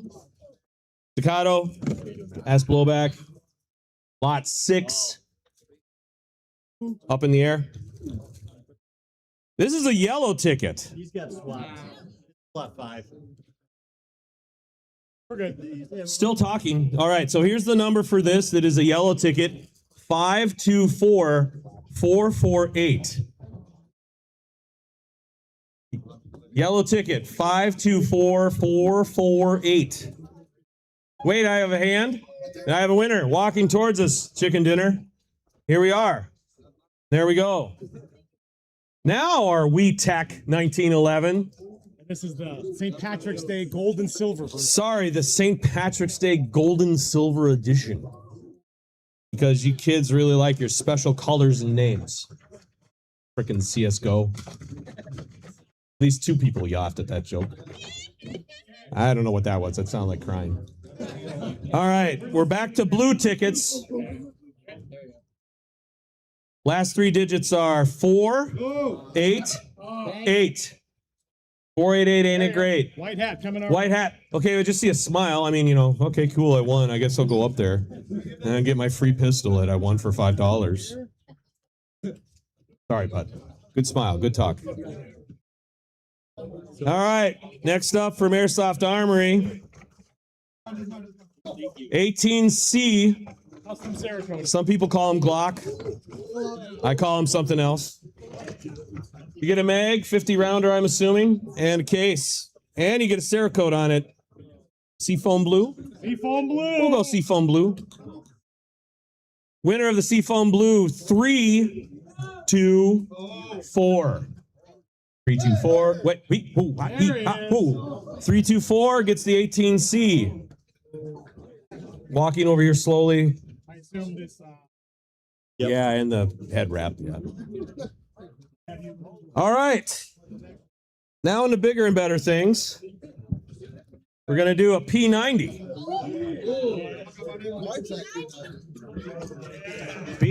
Wow, that you all woke up. I felt the wave of air coming through your mouths. Okay, here we go. P90 going right now. Short people want this gun. People with T-Rex arms want this gun. All right. 5, 5, 9. 5, 5, 9. Oh, please be the first Noah winner. Are you fucking? Yay! He's got kids. He got kids. He won it fairly. Everybody, calm down. We don't need any riots in here. 10-year-old was really wanting that Yep. at Frostbite. Well, then, your 10-year-old got it. My 10-year-old got it. You got to take a picture, though, with it. All right, next up, we got a Crytek Trident. Look at this green. Look at this baby blaster. MK2 for those that care about letters and numbers. Thank you, Vanna. I'm gonna do it again. Doing it again. Not even looking. Oh, one ticket fell down, so I had to grab this one instead. 4, 7, 8. Shut up! Shut the front door. Oh my God, dude. Someone's playing. Oh man, that's a good stretch. No, Wait, I believe you. I believe you. Fine. I need another Crytek. I need. All right, last lot of the 3 o'clock. Again, do not throw your tickets on the floor because this one over here is going to grab them all. Your tickets are still good. Sorry, I spoiled your plans. Tickets are still good at 5 o'clock. So anyways, Arcturus. Arcturus. Oh, fuck. Oh. For Pete's sake, I said fuck. Because I'm streaming. I wouldn't swear on the stream. Arcturus. AR-15. Because, you know, AR. Yeah. Here we go. Listen up. 4, 0, 0. 4, 0, 0. That's a smile. Is that a win? There it is. That is the last winner of the 3 o'clock raffle. What did I say earlier? Don't throw your tickets away, but you can buy more because we will have another raffle at 5 o'clock. Remember, Airsoft Armory is outside. We have the entire garden room. Don't worry, Josh. Nobody saw it. We got the entire garden room available for sales. Barbecue's outside too. Okay? We'll see you in a little bit.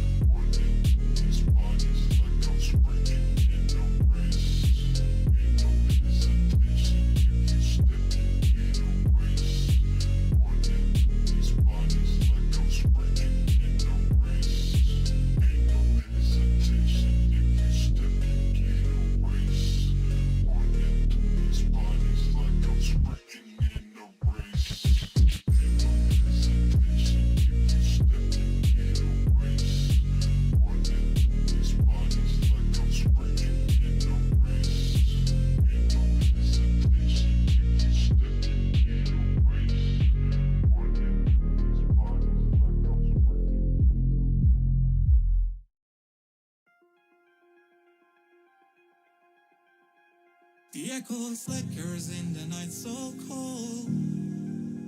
A shadow whispers stories untold. I see reflections, but I'm not clear. In this strange world, why am I here? The echoes circle in a barren void. Each step I take feels like it's destroyed. I chase the answer that won't appear.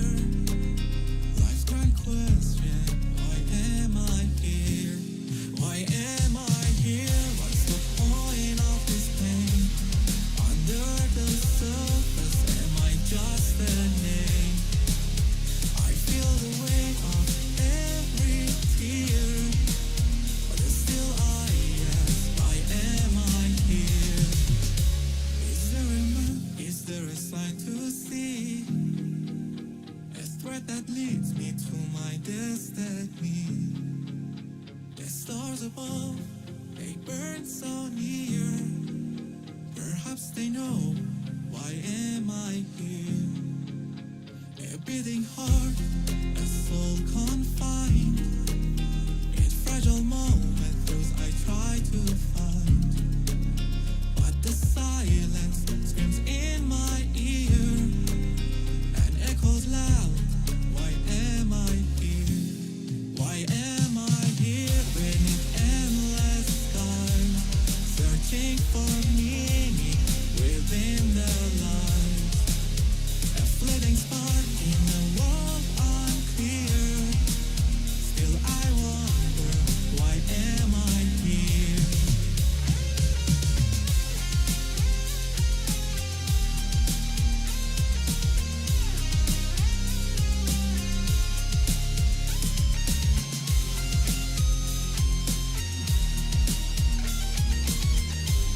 Why am I here? Is there a map? Is there a sign to see? A thread that leads me to my destiny. The stars above, they burn so near. Perhaps they know why I am here.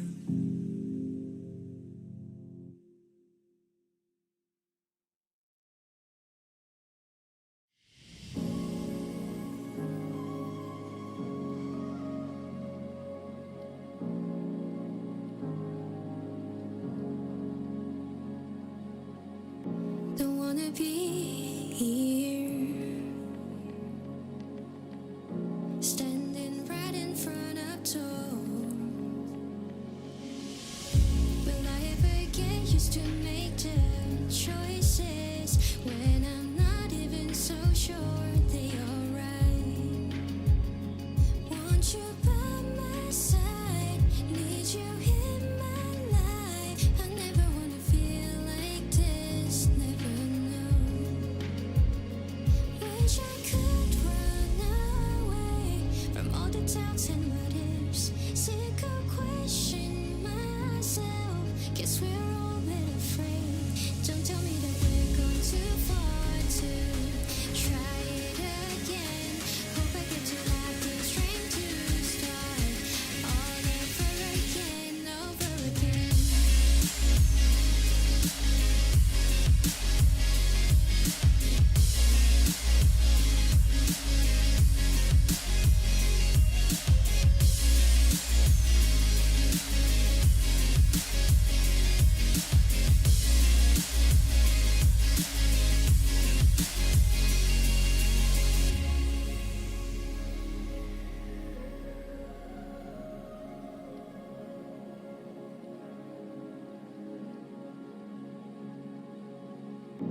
Everything's gonna work out, but don't know, I can't see the end. You can cry till you think can't cry anymore, 'cause we think too much and feel too little. Want you by my side, need you in my life. I never wanna feel like this, never know. Wish I could run away from all the doubts and what ifs.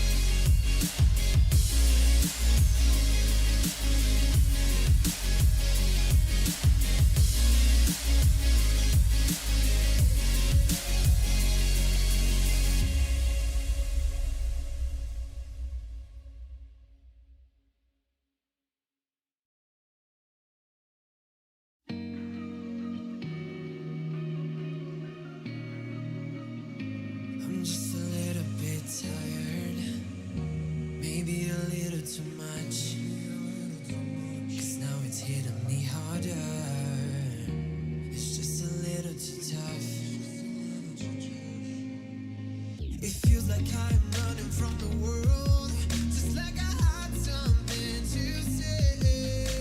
It feels like I can take over control. I never had it anyways. So what do you want from me? You got me feeling like I'm never enough. Just say, what do you want from me? You give me nothing when I'm waiting for love. Just say, what do you want?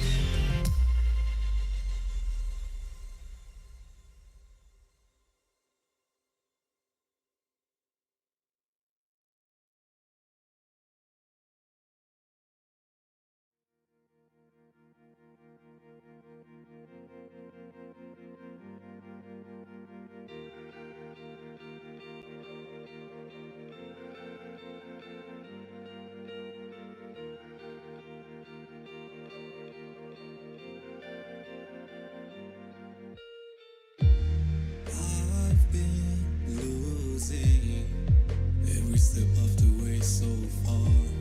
I've been waiting for a chance to heal these scars. I don't feel alone, but there's no one to save me.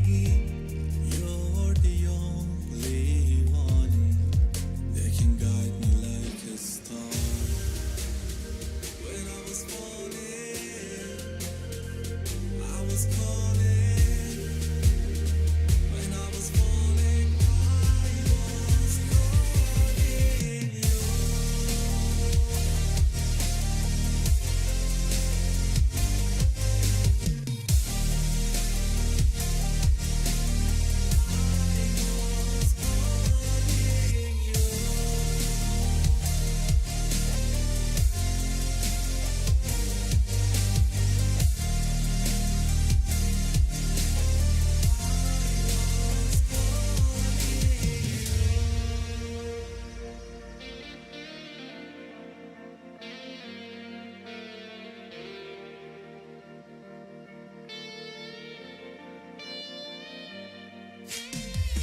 These things that I run from, they keep hunting me down.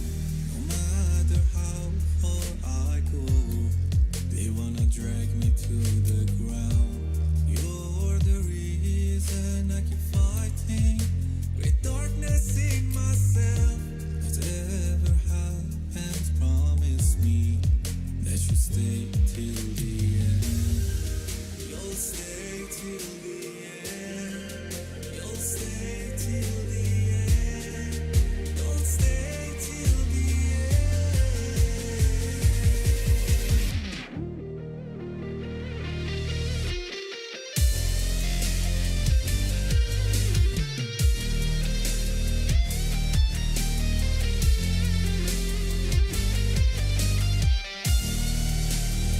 When I was falling, I was falling. When I was falling, I was falling.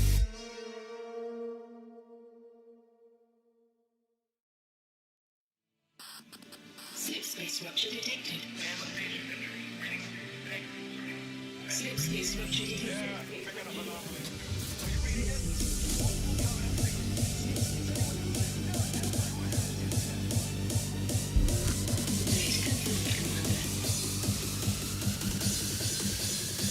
Please confirm.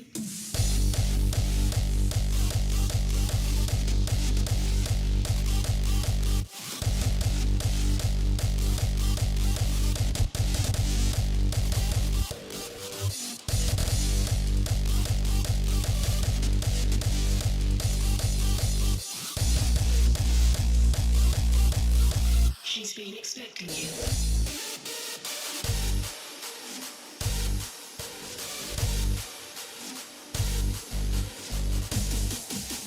When Reach falls, our annihilation is certain.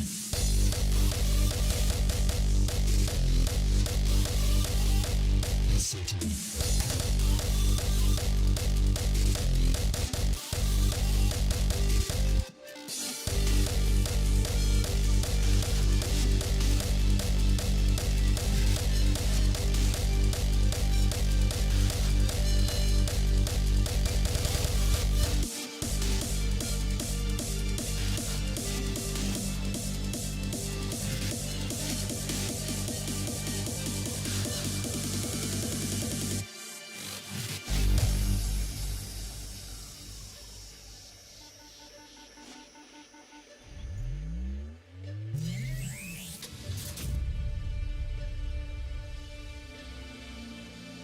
Knowledge, a birthright from an ancient civilization.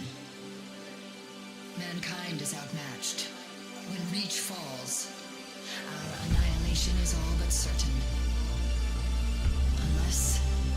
We can glean from this artifact a defense against the Covenant. A game changer.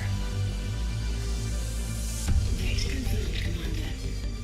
We are precisely where Oni has directed. Please confirm.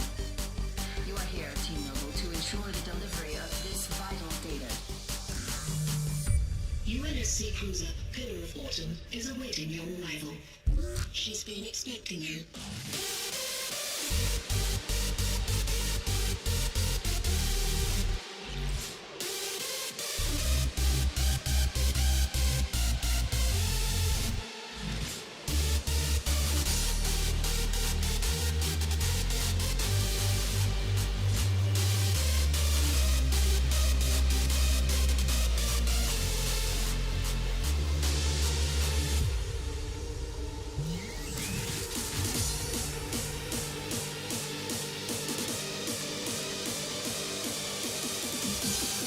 Reach falls.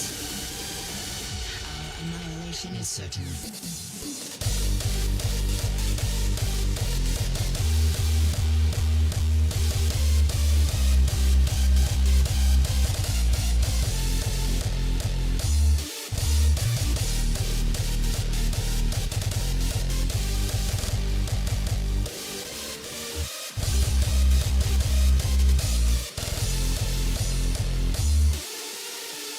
On my mark.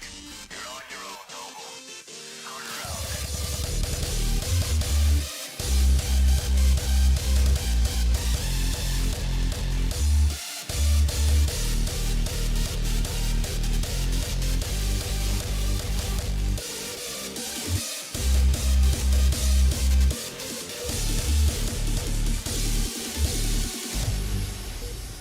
You don't have the firepower. I've got the match.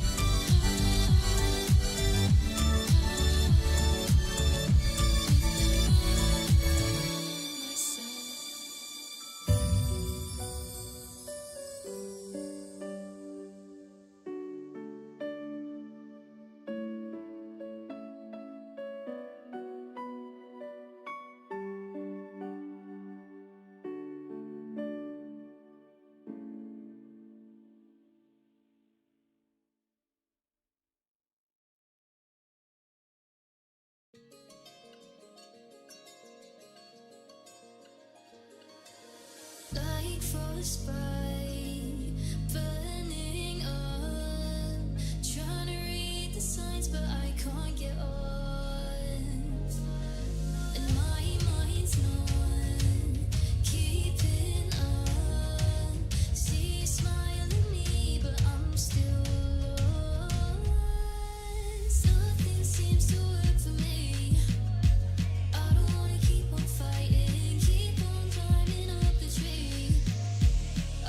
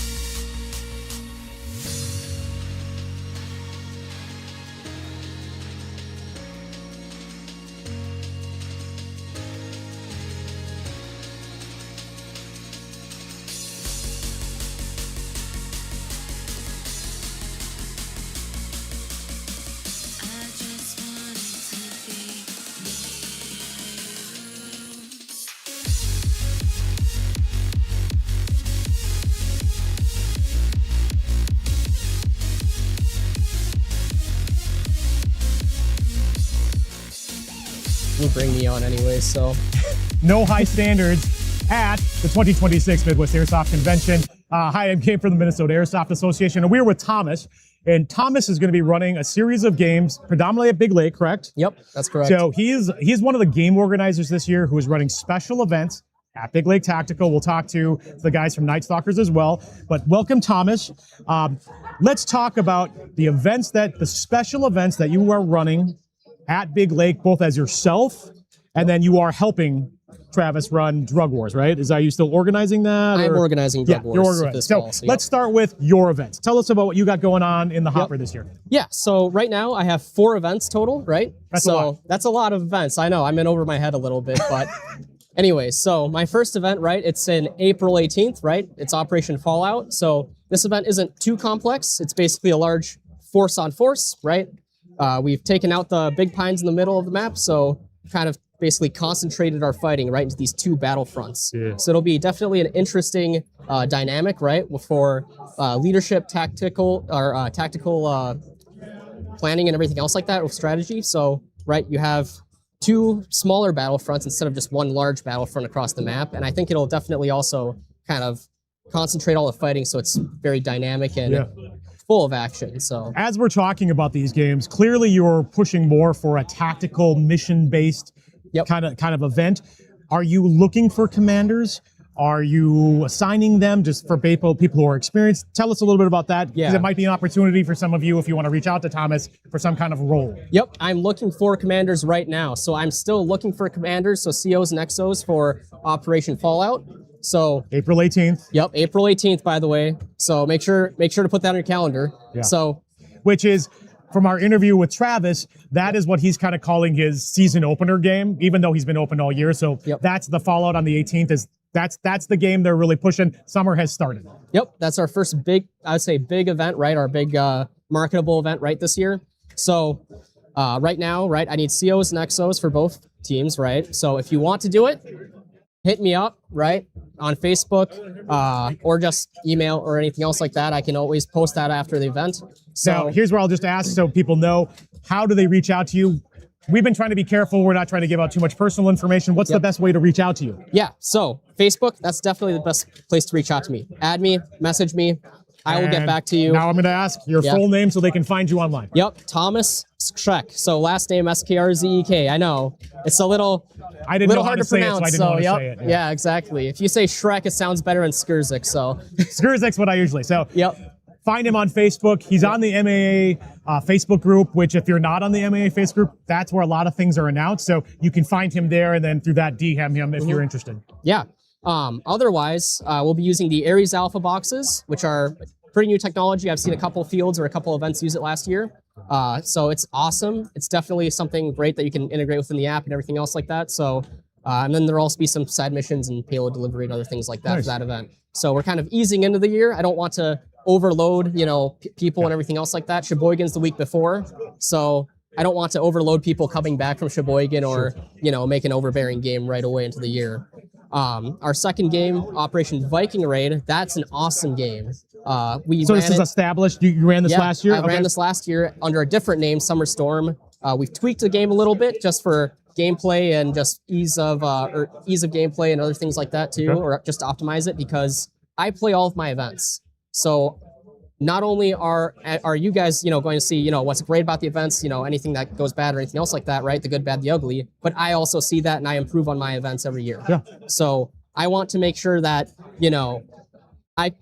all of me, my team, and everybody else that I work with, right, can go and improve these events dynamically. So we're not, doing something that ends up being bad or something that's, And we've heard this from a couple other people, but this is more events run by players who are players first and are taking their experience to make that into a game. Anybody can have an idea, and if you have an idea, reach out to people. But to make it into an event is an extra level of effort for sure. But like player-made events. Players for players. Made by players for players. Right. That's been a theme today. So yeah, Operation Viking Raid, that's going to be going on June 13th at Big Lake Tactical. So this event, we've ran it last year as Operation Summer Storm.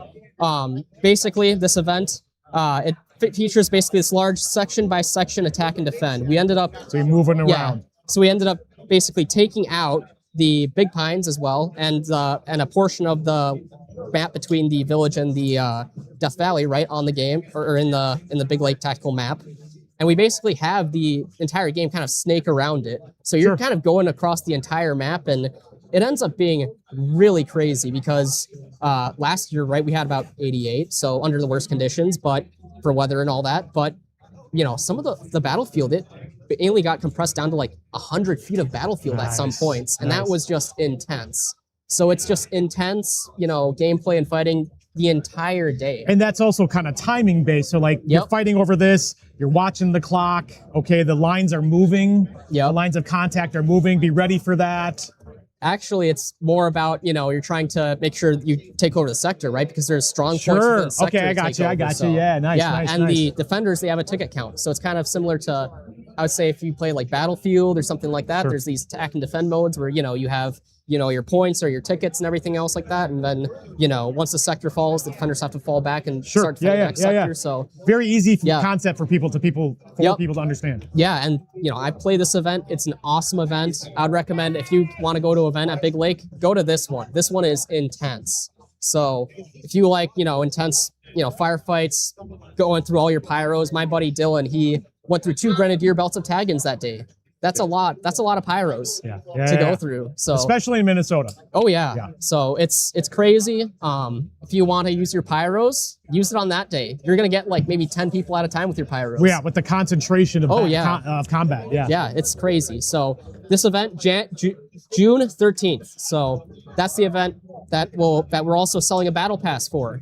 So this battle pass, $70 for 2 events. So not only Operation Viking Raid, right, which is this action-packed event, but also Operation Nightshade, which is with Night Stalkers. Yep.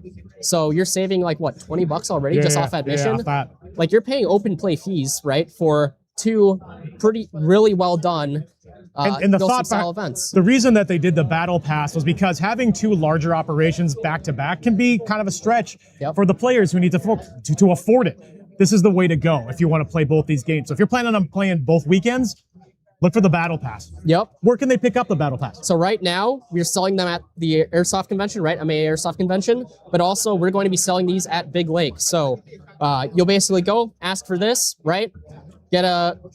They'll sell it to you. We'll probably sign this as well, so we're not, just giving away proof of purchase. Purchase, right? And then you'll be able to cash them in. So that's great. That's a really great idea. Because, and I'll say this also, and we're going to talk to the Night Stalkers eventually, is they're not competing, but the weekends are competing. Yep. It's just hard to say I'm going to play every weekend. So this is really an encouragement for all of you to go, I want to play both. I have the time. Now it's affordable. Yep, exactly. So anyways, so Operation Viking Raid, tons of action. I mean, probably the most memorable part of that was there's this push, right, from Trailer Park, where the attackers are into the Trailer Park at Big Lake. They're trying to take over the Small Pines, and they're just trying to go through no man's land. Yeah, it feels like a massive World War I charge, with, it was like 20 of us defenders versus like almost 70 attackers, and they're just charging across, and it's just crazy. So that was an awesome experience. I would have just paid my admission just for that. So that was epic. And have you filmed any of that? Did you have some footage? I have some footage on my action cam. My scope cam did not work that day. Oh, no. I was so mad because I'm like, I wanted my scope cam to work because I would have just had so much content. And anybody who's done any videoing knows you got to edit it. Even what we're doing now as a live stream, we'll compress it later. But having your gun cams or your helmet cams, not all of it's gold, but some of it is, and you got to find it and cut it down. So Yeah, exactly. That's like great. mining for gold at this point. Yeah. Exactly. So on Saturday, August 8th. That's another operation. It's Warlords and Mercenaries at Big Lake Tactical. So all my events are at Big Lake Tactical this year, right? This event, it's going to be kind of it's going to be another force on force, kind of like a scavenger shooter, but it's more of a, you have your 2 big teams. You'll have 2 sets of mercenary bosses most likely as well. That'll kind of be roaming around the area. Plenty of, main objectives of, collecting supplies and everything like that for your team, right? But also doing all these side tasks and dynamic objectives, supply drops, other things like that. But more focused on team planning, tactics, Yep, exactly. And there'll still be a lot of action. You have, hostile NPCs in the zone and all that. So that you have to take them out for a side objective too. So that'll get your team. And then this points. is the introducing NPCs to games. Yeah. Which for a lot of players, you're just used to enemy team, one enemy team. Yeah. This has multiple layers. And Big Lake is actually known for that, for having different games that have more complexity, which we'll get into shortly when we talk about Drug Wars. But yeah, exactly. Thank you for segueing me there. I know. It's almost like I had a plan. Yeah, I know. You're perfect at this game. Anyways, on Saturday, October 3rd. So first Saturday of October, Drug Wars. Fall game, Yep. nice fall game, should be cooler. Yep. Drug Wars will be held at Big Lake Tactical. We had a massive turnout last year, it was big. and I'm expecting an even bigger turnout this year. So this game is huge, right? Goes across the whole map. You have 4 different teams, right? You have 2 law enforcement teams, 2 cartels. So, you have your different cartels, which, have their product that they're supposed to sell, right? That's their main objective. You have your 2 law enforcement teams, which, have their, are trying to seize as much product, right? Or trying to enforce the law and everything else like that. So you have kind of your, more of a kind of, shooter style on your cartels, right? But then you also have the kind of milsim aspect with your, DEA and Federales teams. And this is, I think we already talked to Travis about this. This is his oldest running game. How long have you been helping run that? This is my first time running it, and this is a new rule set compared to the original rule set of Drug Wars. So remember, before you go to this event, look at the rules, because this is not the exact same event, Yeah, too. and we already were talking about this. We plan to do interviews with all the game organizers before their games happen, so you can learn the new rules. We don't want you to show up and be like, oh, this works. And then like, no, you can't even use that launcher now, or whatever it happens to be. So look for more interviews with Thomas and other game organizers looking at their current rule set. Yeah. Otherwise, this event, it's really nice. It's, a lot of role play going on. A lot of people get really into the role play of the event. So it's not, super serious where you're going to see, try hard teams or other things like that going on. But you also see, role play aspect or other things like that to the game, which is really nice to see too. Yeah, I think I described it again as chaos. It is a game of chaos. Yep. Organized chaos. Yeah.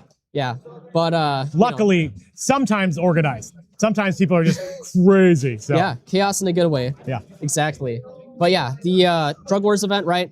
We put in a kind of a border aspect, right? Where, if you sell product in, Mexico, you get, 1 cash per product. If you sell product in, US, right? Where you're smuggling across, a border and all that, right?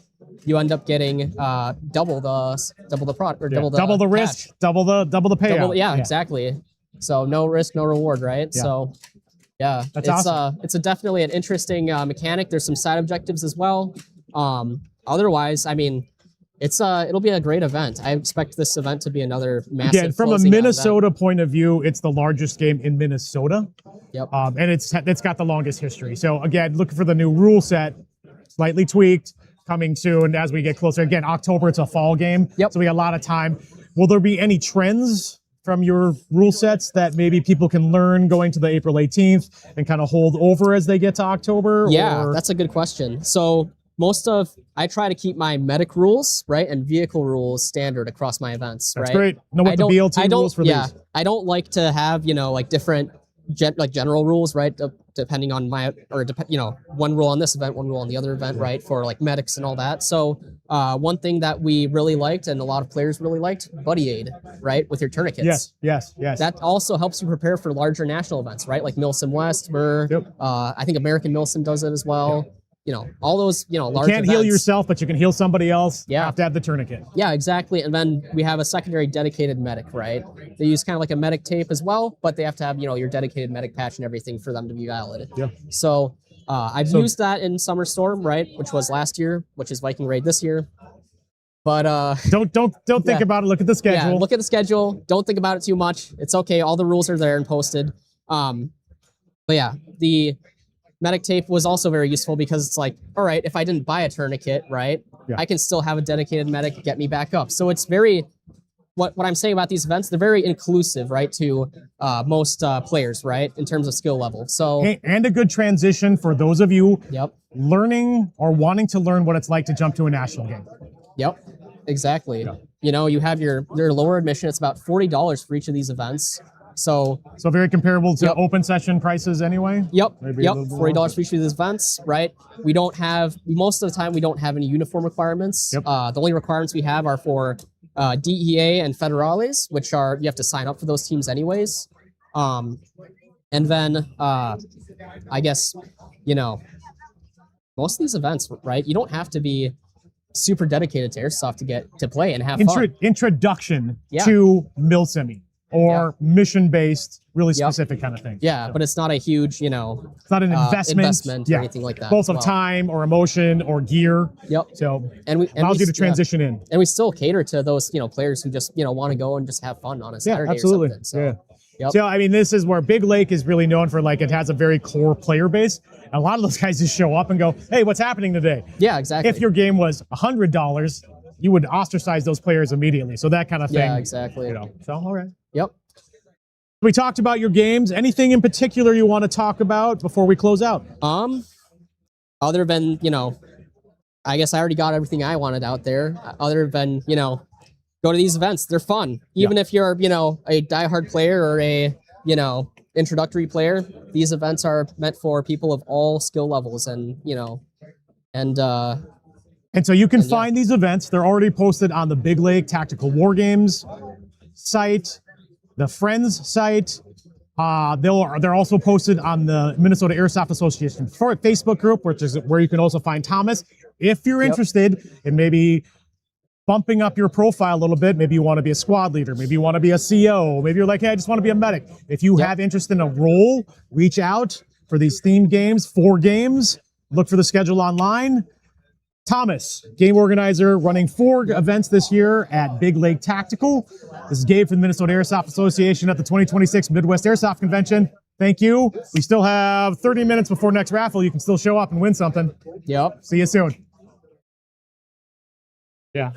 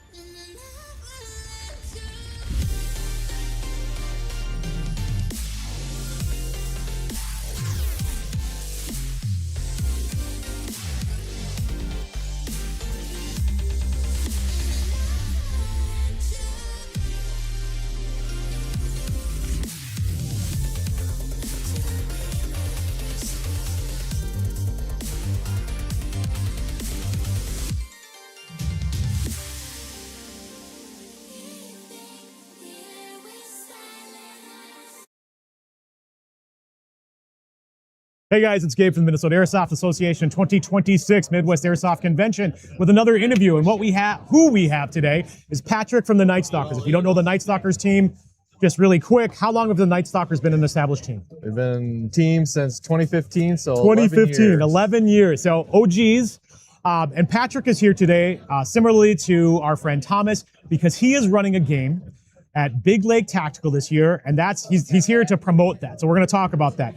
The name of the game is Operation Nightshade. Or is it Nightshade 2 because it's the second year? Or I think we're just going to stay with just Nightshade. Nightshade. So hopefully this becomes an annual event that people start to get used to. That's the intention. Yep, that's the intention. Talk to us about Nightshade.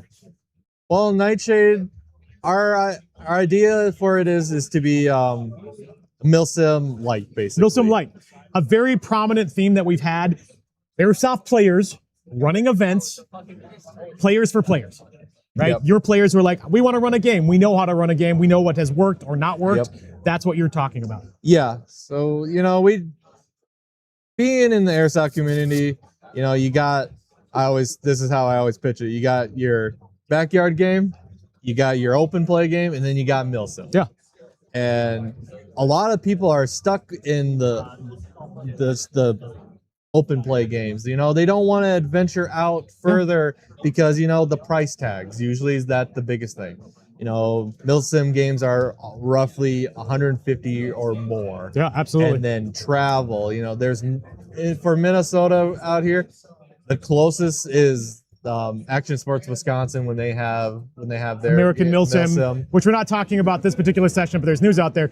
We've been talking today about that concept of your hour sphere that you're willing to travel, your 3-hour sphere, which maybe puts you in Action Sports Wisconsin, or your 5 or 6. Now you're talking about like a Mere Tactical Sheboygan or Sky Shield. So this is a game within our community, within your hour and a half range if you're in the metro area, with a Milsim theme. Yes.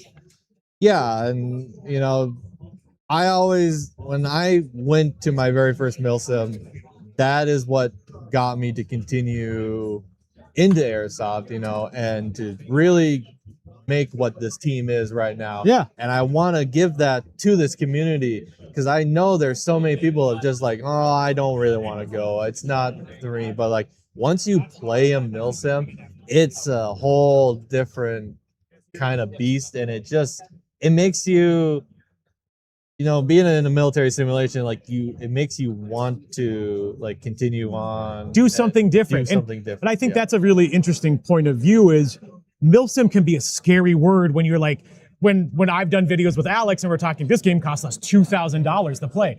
That is not tangible for everybody. But again, you can get that feeling, learn a little bit about your medic rules, your vehicle rules, mission-based things. Right? Just get a little taste so that when you start going, oh, that's what that feeling is. That's what Milsim is. Maybe I want to dabble more, or maybe this is where I'm at. So, yeah, and so, talking a little bit about Nightshade, it's going to be structured like Milsim. So you got 2 factions. It'll be NATO forces versus our EAG, it's called, but it's like the Eastern European. It's the protagonists. The protagonists. But we didn't want to just do like a Rust 4, Russia always. So what we did was countries from NATO broke off from NATO and formed their own. So a storyline. There is a storyline and a history. There is, and we're gonna try to get that out more this year. Yeah, nice. And so then you'll have green versus tan. You'll have your CO and XO for each team, and then they will, depending on how many people we'll either have platoons, or then like how many people, but we'll for sure you'll have your squads. You have a squad leader, and then you'll have who will be talking to everybody. So thinking about, again, actual organization within a game structure, not just a show up and shoot kind of thing. Yes.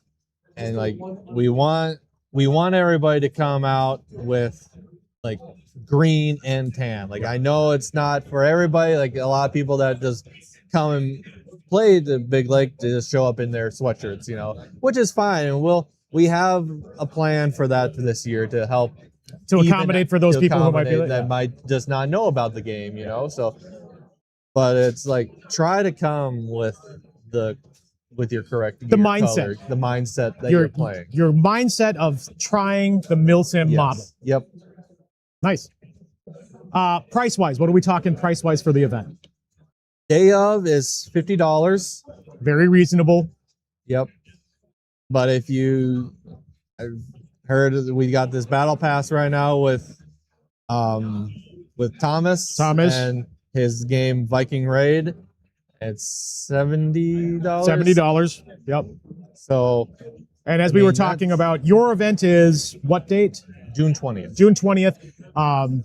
Viking Raid is the weekend before. Yep. So this June battle 13th. pass is really an encouragement to go to both games. You get a lower price if you commit to buying a battle pass 2 weekends in a row. So it's work because Viking Raid will also be a mission based. Yep. So it's 2 weeks of that flavor, that tasting of Milsim.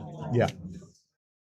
Yeah. So I mean, you know, that price is pretty good. I always say. I think so. So Very good entry level for people who just, again, want a sampling of what Milsim can be like. Yeah. Yeah.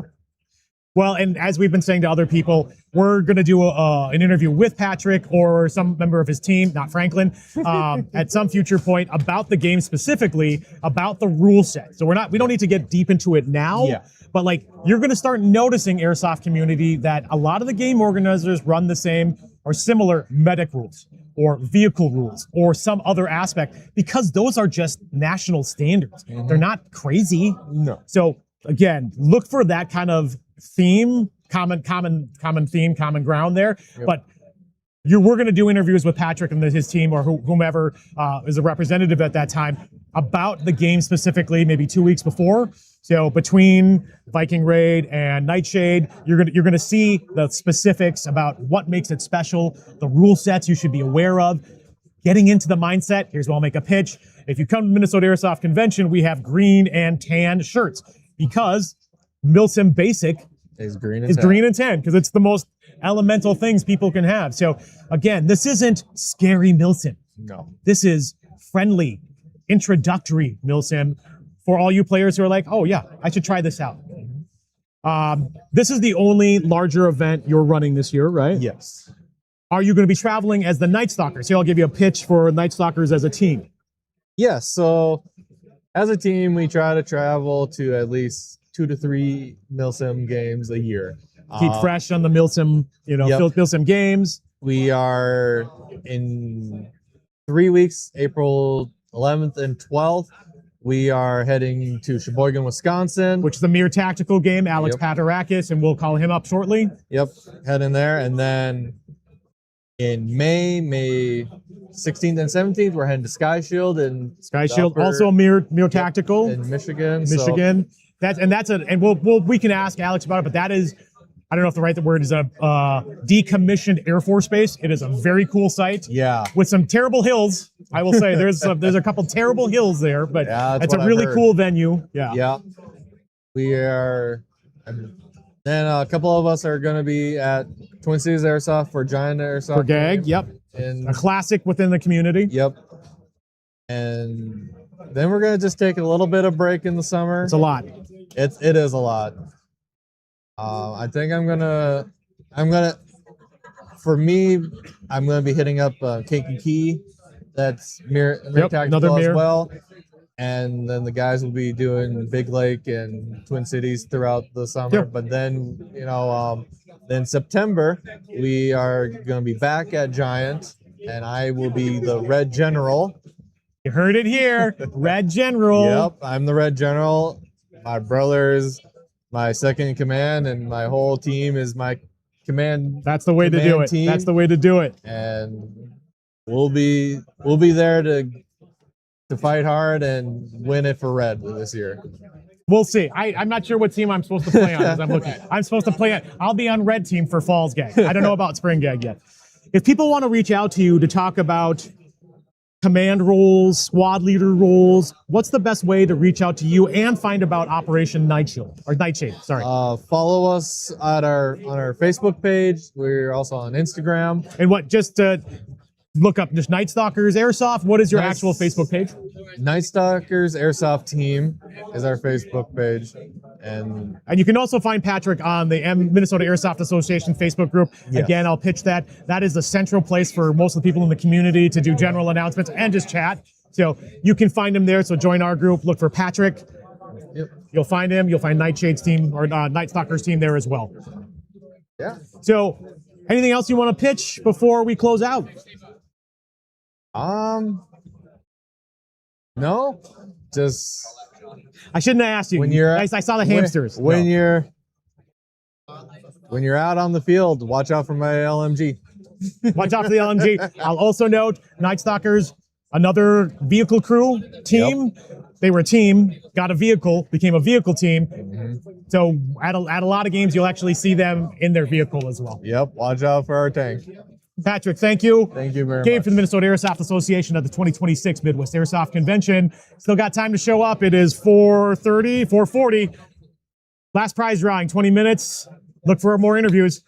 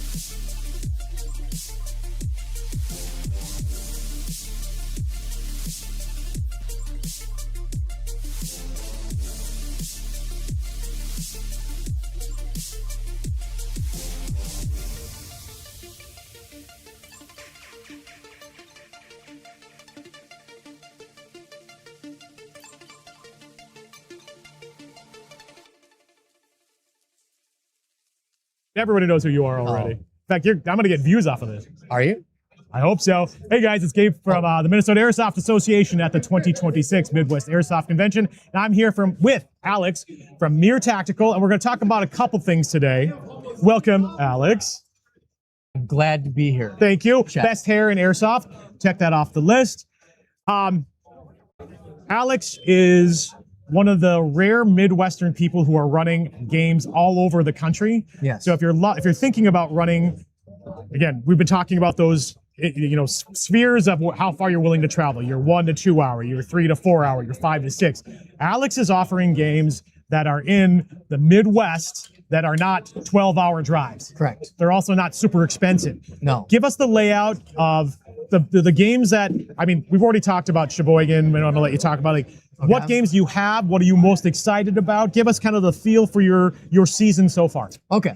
So first off, we do run 2 open play fields. One in, they're both in Illinois. One's in Kankakee, Illinois, and one's in Dundee, Illinois. And so those are cool if you guys just want to, we have some really cool things. The Kankakee one's a cool factory. That goes on every week. So and you're Illinois based, correct? I'm Illinois based. Okay. Yes. I'm based in more ways than one. Whoa, But, you heard it here. Yeah. So we have that going on. Our next event is in Sheboygan. We do that twice a year. Yep. The second one is going to be September 4th and 5th. The one coming up in 2 weeks is mostly sold out. And then the coolest one we do is called Sky Shield. That's in Calumet, Michigan. And that's in the UP. For all you Michigan people, sometimes you got to go over the Mackinac to get there. It's very cool. And that's an old Air Force base that used to listen for Soviet planes. So you get a whole city up in the mountains, which is really, really cool. And then we do everything from going to Florida. We run open plays down in a prison, and we have games in a prison down there. We're moving our Pandora's Box game, which is more of our kind of entry-level game, to a place called Hell Survivors in Pinckney. I think that's how you say that. Michigan. That's cool. Just like something just like a level up to kind of just have fun with a big group of people. That's going to be a great game. It's a real cool place up there. I think it's just west of Detroit-ish area. Okay. So we're excited about that. And then we're always looking for new things. So we got a few things in the pipeline that we're always working on. Airsoft's unique to where you can get people to agree to like play in really cool places. Like we used to play in Joliet prisons, some malls and things like that. So it's a struggle, but we work hard to kind of, when we lose a venue, to kind of pick a venue up. That's what we love to do because you guys get to have good experiences at real cool places. And I think that's another thing. If you ever like, hey, there's an abandoned Kmart, sometimes you think that's a good idea. Sometimes it is. But you're always looking for new venues. Yes. Right? You're always looking, always searching. Yeah, so you can reach out to us, anything. Some things we've passed up in the past, right, because it's not viable, right? They're real cool. Sometimes they're just really, really unsafe. Dangerous. Like you can fall through the floor. Give you an example. There's an abandoned Highlight place in Miami. Highlight is that thing where they throw the ball. Yeah, with the curved basket it's filled handles. with back crap, so we wouldn't be going in there, you know. But it's a big place, you know, real cool, I'm sure.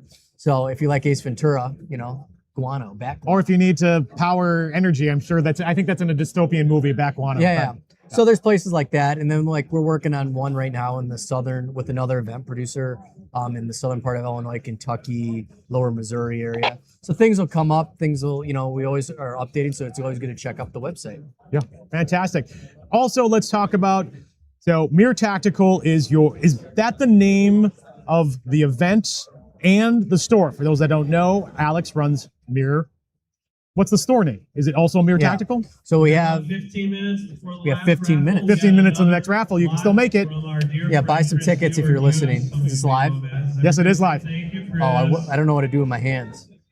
Keep moving them. Don't stop. One more time. Yes, I'm being very stereotypical. That's okay. We're gonna give this a break. I'm gonna fill this in while we're getting a break. Okay. Chris is there. Anyway, so we run our retail store. We run our website, and then we do a repair service. We do upgrades, and then we have our mobile store that comes out to all the events, and then we do the events, and then we do our open place. Yeah. So like a lot of stuff going on.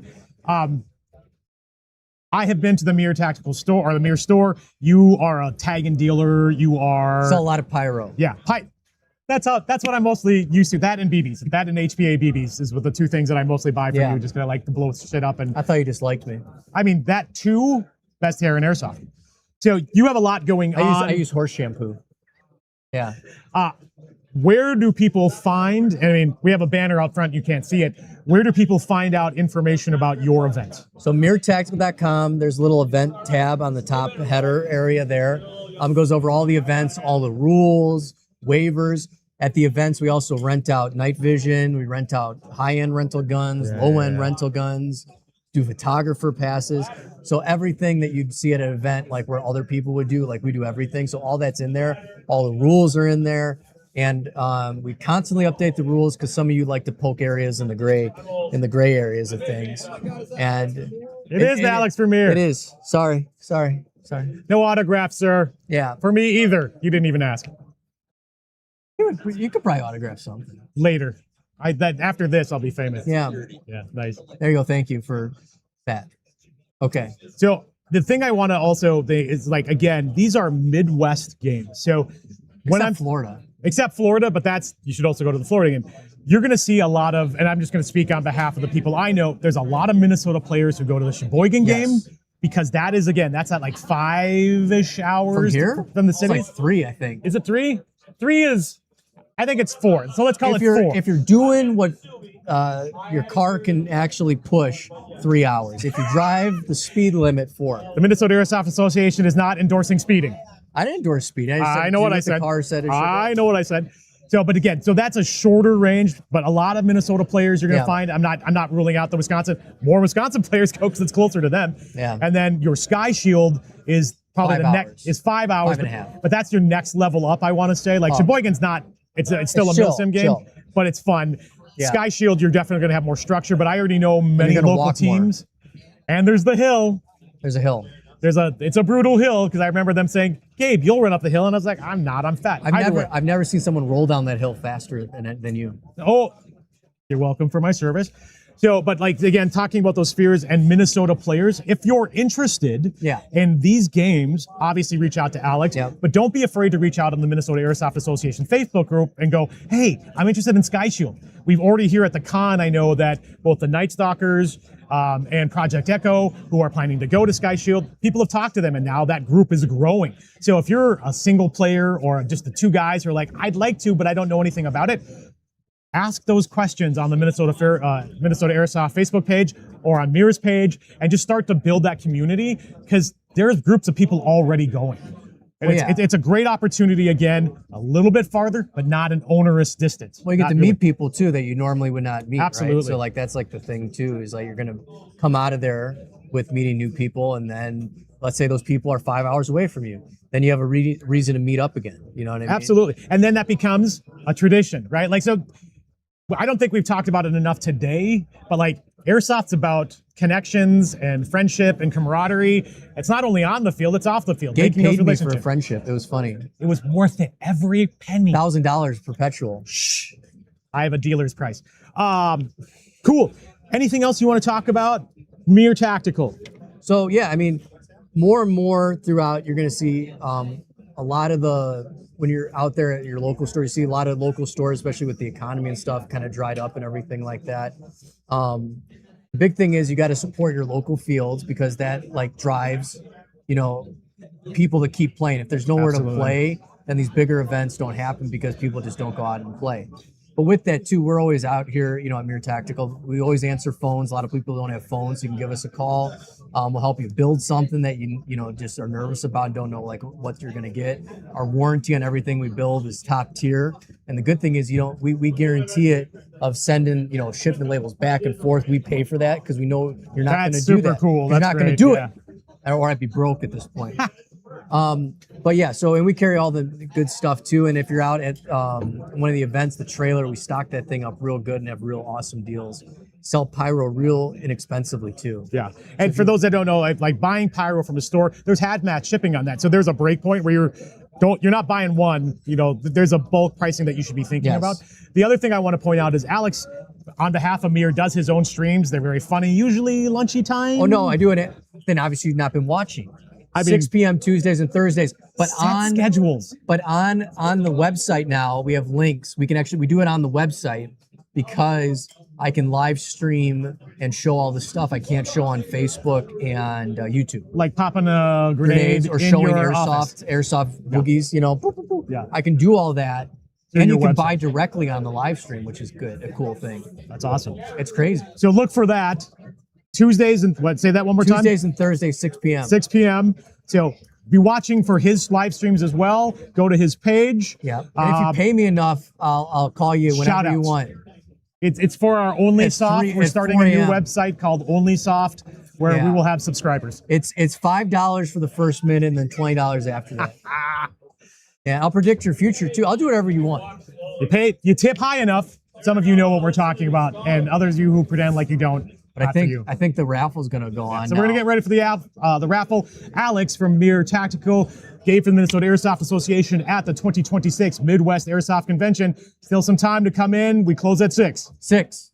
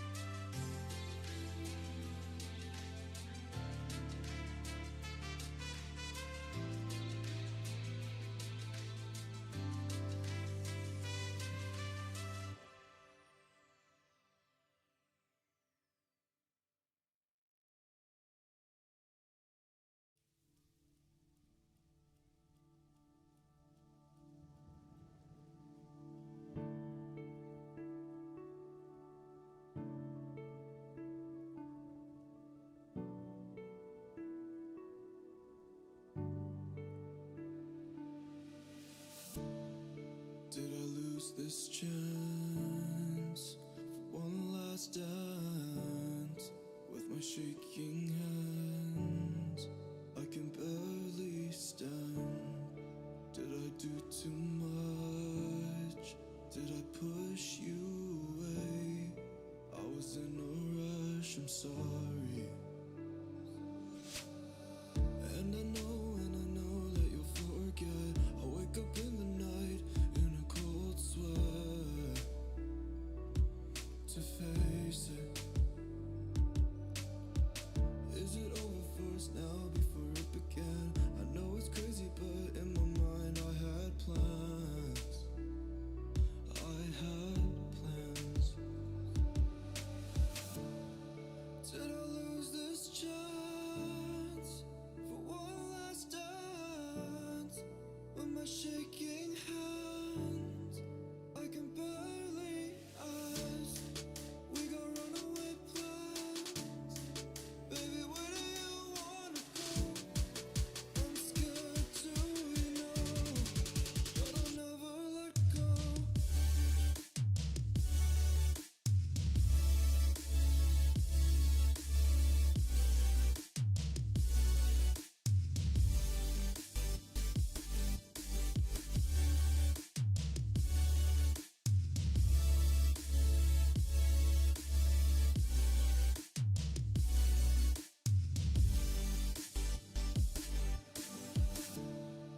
Will I find you somehow? I hope you're okay. All those memories in your driveway. Can we turn back time before it flies away? Can I hold on to something? Never thought you would come back. Can't believe you'd remember those times.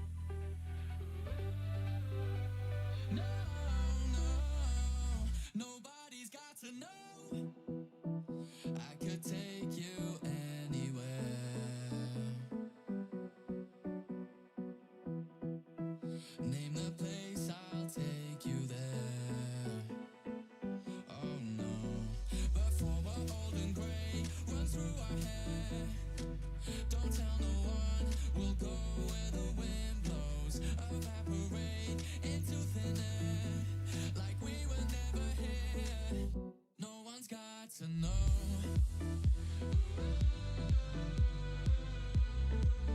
Nobody's got to know. No, nobody's got to know.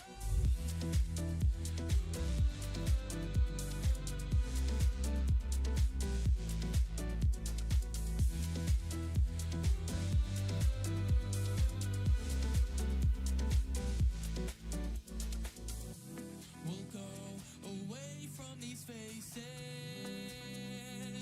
Eyes hit from everywhere. I know you wanna see places. I just wanna see you there. Anywhere you wanna go, I can make your body glow now, honestly.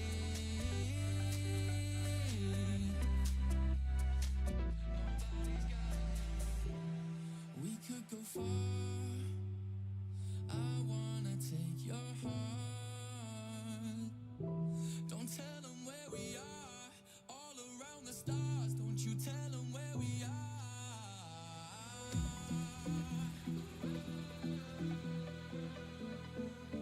Nobody's got to know. No, nobody's got to know.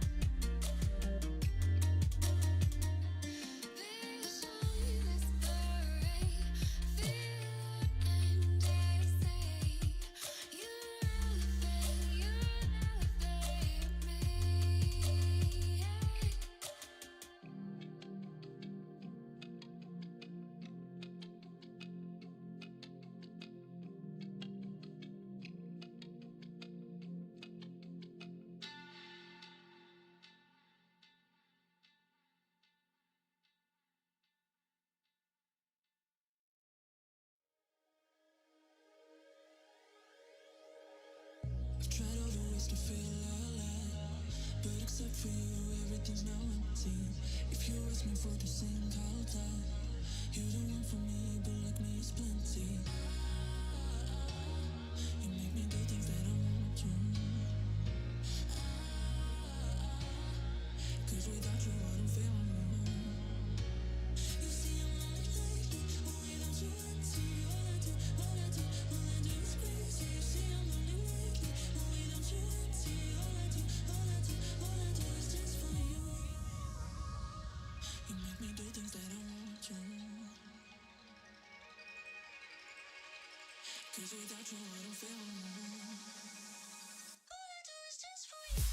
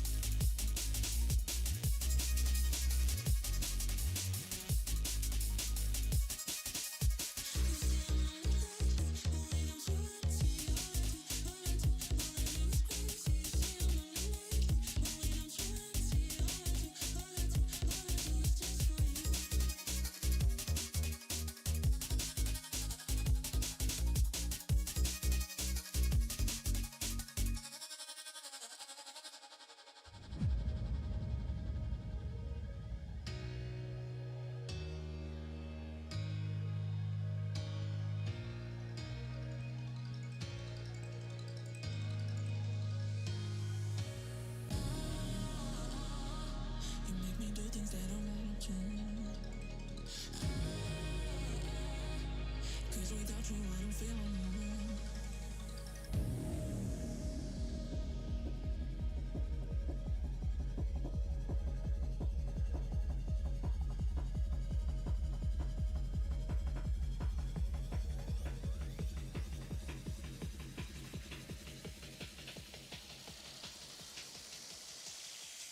All I do is just for you.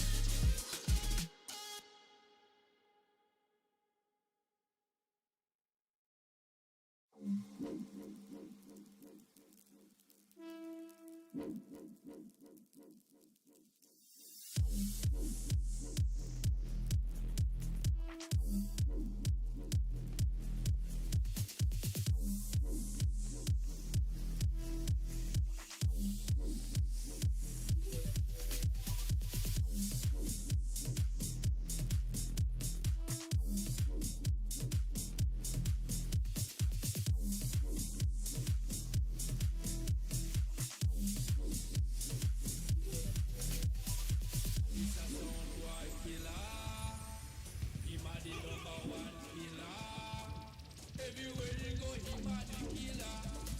Him kill you with his sweet, sweet rhythm.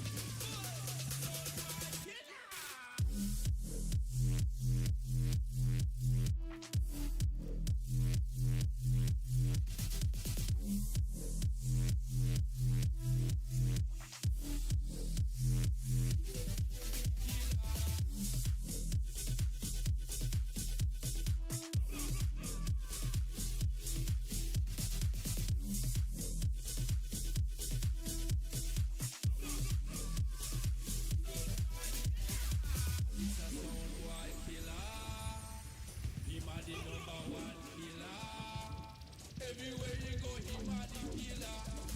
Him kill you with his sweet, sweet rhythm.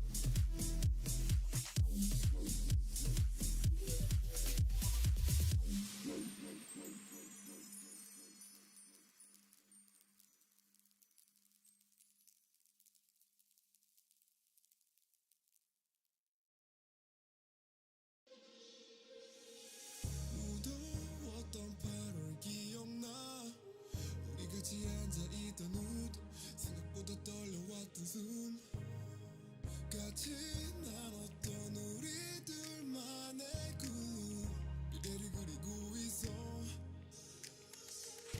But fine if you go 맞아 죽을 것만 같아 I wanna fall for you 어디 못 가게 내 품이여 Maybe I get lost Don't have a man like you 너라는 빛으로 날 비춰줘 We love but I miss you Every day I'm lonely It's too far so I need you I'm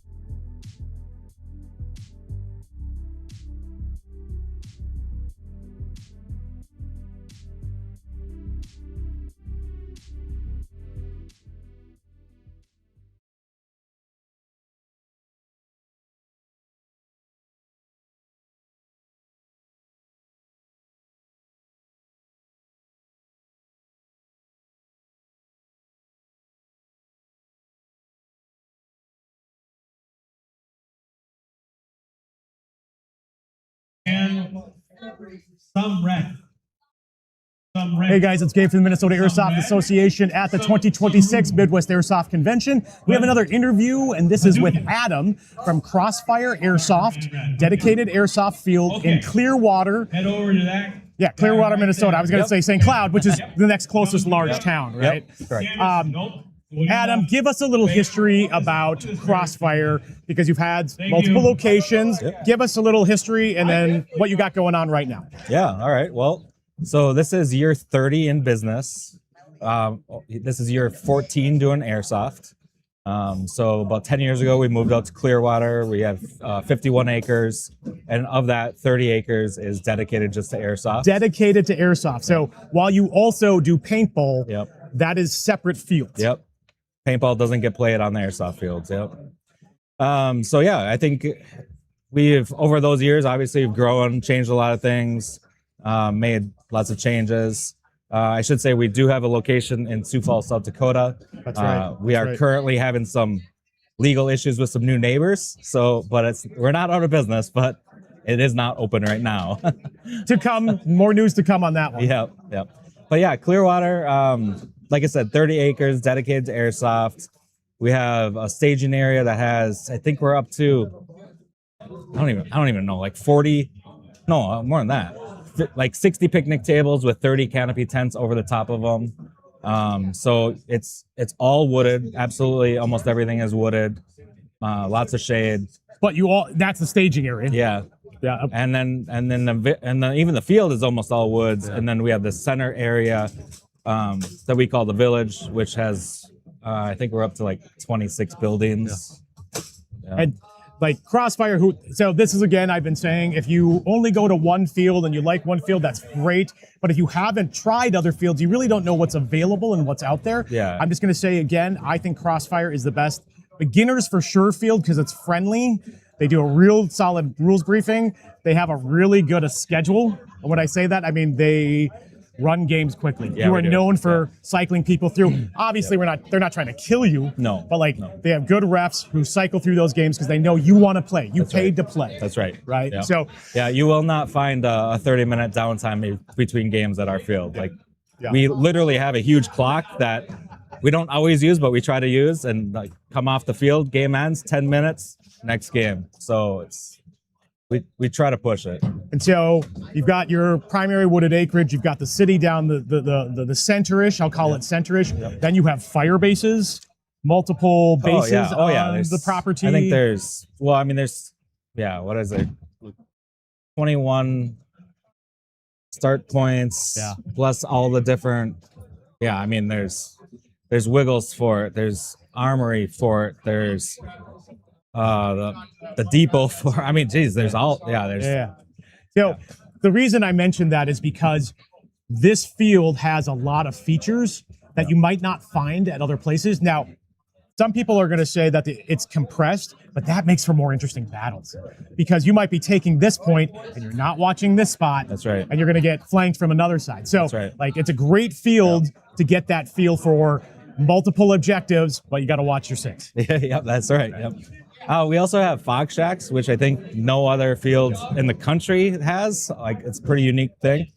So we have 4 different field little shacks around the field where if you're fogging up, you go in there and there's anti-fog wipes and you can just take a minute to take off your goggles safely and go back out. Yeah. The other thing I really want to highlight with Crossfire is your amenities. See you later. I think, again, this is coming from some of the fields, and we've talked to other fields, and everybody caters to a different group. Yours is the most welcoming from my point of view to everybody. And when I say this, I mean your younger players, your female players. Yep, absolutely. Right, like so your staging area is really solid. Don't get distracted by that idiot who's behind the camera right now. But like, let's talk about your check-in area, your rental fleet. Like you did a lot of work last year to really upgrade that. Tell us a little about that. Yeah. So again, I think it's one of the things that we're probably the most organized on. Like you can do prepayments, you can do pre-rentals. So when you show up, you're guaranteed that you have rental equipment. We have 84 rental guns now, all laser engraved, so we know exactly what gun you're getting. If there's any issues, that gun gets set aside and gets worked on. When you come in, everything's all computerized, digital waivers. You only need one a year. So from like a logistics point of view, top tier logistics. Yeah, I think so. We try to at least. Yeah, absolutely. What are you excited about at Crossfire this year? This year, so last year, every field around the nation was down. And if somebody says that they weren't, they're not telling the truth. I think this year it's going to change. This year, the market's changed. This year, we're very excited for a couple main events. We're doing one batteries not included for sure, but likely two, which if you've never heard about that, it's an amazing event. You should really check it out for all your guns that you don't typically use. It's more your gas guns, your single-use guns, your shotguns, your pistols. No AEGs or HPA rifles are allowed. GBBRs are. So it's again, a chance to use the guns that you think are cool, but maybe you might feel outgunned if you go to a game that's just full auto madness, right? Right. So we have that going on. We're doing a Maxim Day, so Maxim Defense, based out of St. Cloud. That whole family's been playing at our field for years. So they're local to you. You're right. They're local to us, and we're going to do a Maxim Day, and we're going to do an anniversary game again where we have catering brought in July to celebrate the 14 years. So a few things, nothing crazy, no monthly big game or anything like that, but we're doing a couple main special events. Fantastic. Yeah. Where can people find more information about Crossfire? Yeah. Give us all your locations. Well, the website, crossfire-airsoft.com. We have Facebook, we have Instagram, we have YouTube, we have everything. So, and here's again where I'll make our pitch generally. If you go to the Minnesota Airsoft Facebook group, Crossfire posts their schedule there. You can find Adam there. You also have like a primary business website, which is Crossfire Airsoft, and then friends of, or are you mostly just the one? We're just the one, yeah. Okay. So if you go to the primary Crossfire Airsoft dedicated page, you'll find all the information, all the schedule on it. Yep. Anything else you want to talk about with Crossfire? I just really appreciate what you guys do. Thank you. I don't think it gets noticed or, talked about enough. This Minnesota Airsoft Association is pretty rare. You're very well organized and do a very good job for this community. So I hope you guys realize what they do for us. And thank you for that. This is the other thing where what we do is support local, right? So support your local fields. You might have heard it in some other streams we did today. The local fields are here for you. But they exist because you continue to come. So patronage is super important. Find their schedules, experience and try other fields. Yes. This is my call out to all of you who are like, this is the best field. And then I ask people, have you been to Crossfire? And they're like, no. And I'm like, then you don't know. You can't say. So be an educated airsoft player, experience other fields. We hope to see you at Crossfire. I will make another pitch for batteries not included. I will help ref that game, at least one of those. Look for that series on the Crossfire Airsoft page, on the Minnesota Airsoft Facebook page. Thank you, Adam, for all you do. And this is Gabe from the Minnesota Airsoft Association 2026 Midwest Airsoft Convention.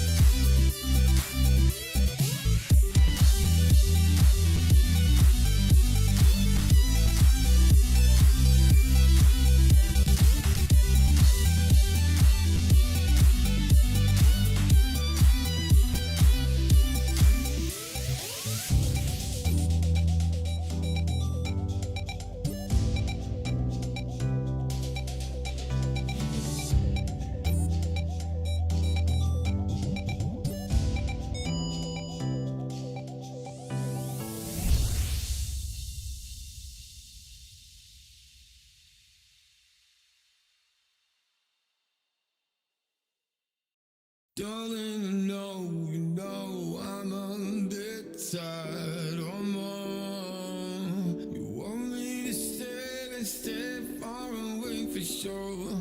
Every morning, know all of my thoughts.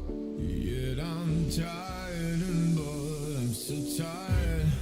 Grant me time, take me away from here, baby.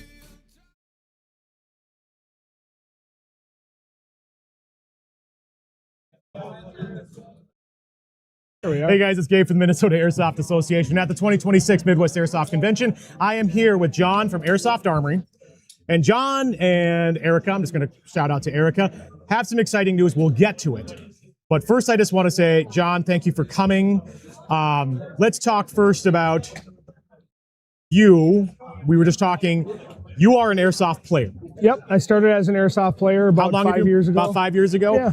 You kind of moved into the national games pretty quickly for a lot of players. You're, and I say this with the most respect, you're older, so like money wasn't as big of an issue, traveling wasn't as big an issue. No. So you have been a player for 5 years going to national games. Yep. And I'm framing this because this leads to other things. Yep. So John's been playing a while, has Milsim experience. You decided to open your own store. Yep. Give us a brief outline about Airsoft Armory as a store. So as a store and being a player, I started being a player, did the national events, stuff like that. And then I noticed that in Minnesota, there wasn't much HPA. There wasn't a lot of parts in Minnesota. There wasn't a lot of custom upgrades and stuff like that. And that's kind of the realm I wanted to be in. Absolutely. I came from like just custom guns, like, cause everyone's got like their just plain Jane AEGs and stuff like that. Which is a great place to start. There's nothing wrong with it at all. Yeah. And no disrespect to any of that, but like just, I wanted more advanced weaponry. You more wanted what advanced you stuff. wanted. Yeah, exactly. I wanted what I wanted, and Minnesota did not have that. So me being business-minded and my wife being business-minded, we saw an opportunity to bring something new to Minnesota that we did not already have here, because there's a lot of people in the community that were like, hey, I want to go HPA. Where can I get this stuff from? And there was nothing. Where can I go besides online, besides EVIC, or all the way over down south and stuff like that? Absolutely. No one had that in the Midwest. So we decided to bring HPA, custom guns, all that stuff. Now we're doing laser engraving. We're doing custom Cerakote on Cerakoting, guns. yep. We're painting them. I can do HPA builds, like you name it. And you're a certified Wolverine technician, correct? Certified Wolverine tech. We go out to Tennessee every year. We get together with Rich and the guys at Wolverine, and we learn all about their newest MTWs that they have for this year and stuff. This year they actually released the AK-105 MTW, so that's exciting.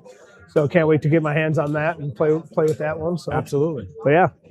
And so now you had a brick and mortar, you shifted predominantly to your mobile store? Yep. Yeah, the brick and mortar. So we noticed that when we had the brick and mortar and we were selling at the fields with our mobile store, more people loved coming to the fields, buying in the moment, buying the stuff they needed right then and there. Because as an airsoft player, when we leave the field, that stuff that we just remembered we needed for the day goes right out our head. Yeah, absolutely. And then we're on to the next thing we're doing for the day, all that stuff. So it's nice to buy in the moment. People loved going to the fields.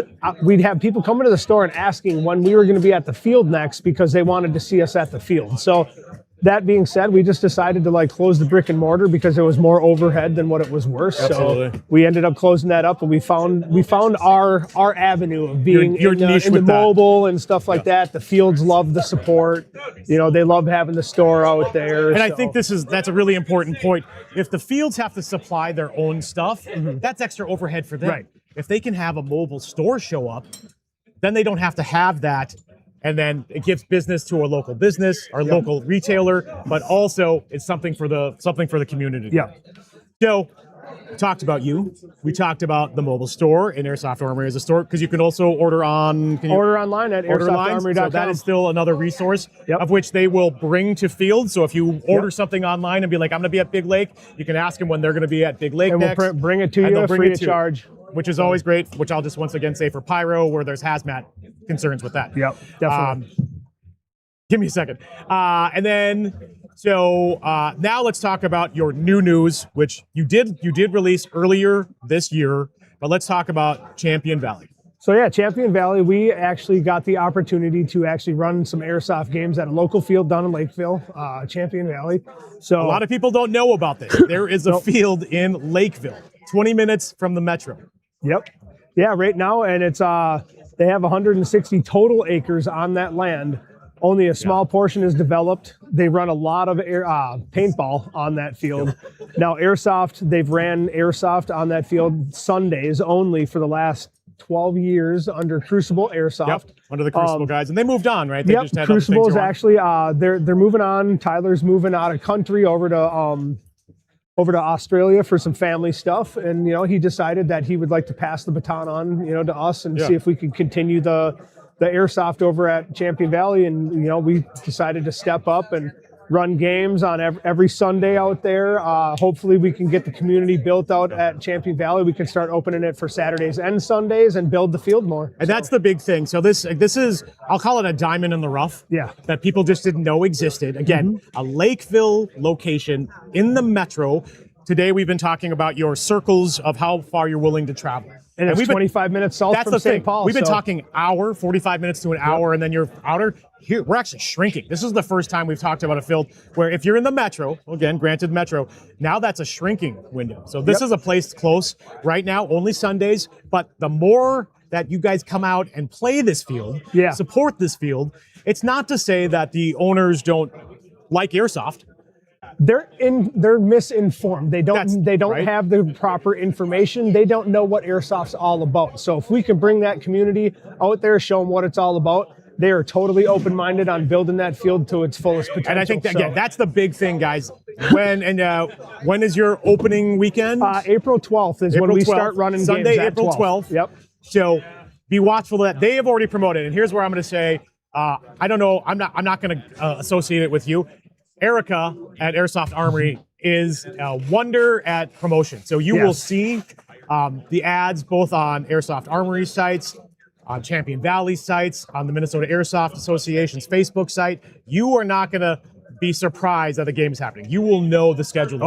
So and we already have a schedule out there too. We are supporting other fields as well. So we talk are about that. at Big Lake as well 5 times this year. We got a schedule for that. So definitely follow us on Facebook. We also are those coordinating with any of the bigger games or anything you can? So we are out there supporting the bigger games and stuff like that because people love having vendors on site. So we love supporting all the local fields: TCA, Big Lake Tactical, Crossfire. Now we got Champion Valley in the mix. So yeah. So we got options. Here you go, now. guys. You got that mobile store that's supporting all the field, local supporting local, and the new field, which is an opportunity for all of you to find something different and maybe closer to town. So I think that's what I'm most excited about, is to see that grow. This could be a huge addition to the overall airsoft community, but to the metro airsoft community, you really don't have an excuse to I don't want to drive an hour. Cool. 20 minutes. Let's do this. Sky's the limit. Right. My envision for it all is I want to open airsoft up for that whole field, use all 160 acres to our advantage, and run something new for Minnesota as far as big events. Outstanding. Yeah, that's great. Anything else you're excited about talk about? No. All right. Excited to get out there and yes, the season is starting, guys. So that's where our AirCon is kind of our kickoff. It's a decent day. Last weekend was stunningly good, but really the season hasn't started. Look for April 12th, which is the first day for Airsoft Armory running at Champion Valley. If you have any questions, where can they find? We already talked about it again, but why don't you share your socials one more time? So you can reach out to us on Facebook. You can reach out to us through our phone numbers, anything like that. It is a cell phone, so go ahead and text it. We answer all day long, all night. So, we're there for the community, honestly. Honestly. Great. Thank you so much, John. We look forward to seeing you for sure at Champion and on fields with their mobile store. Again, Gabe from the Minnesota Airsoft Association at the 2026 Midwest Airsoft Convention. Thanks, guys. Thank you.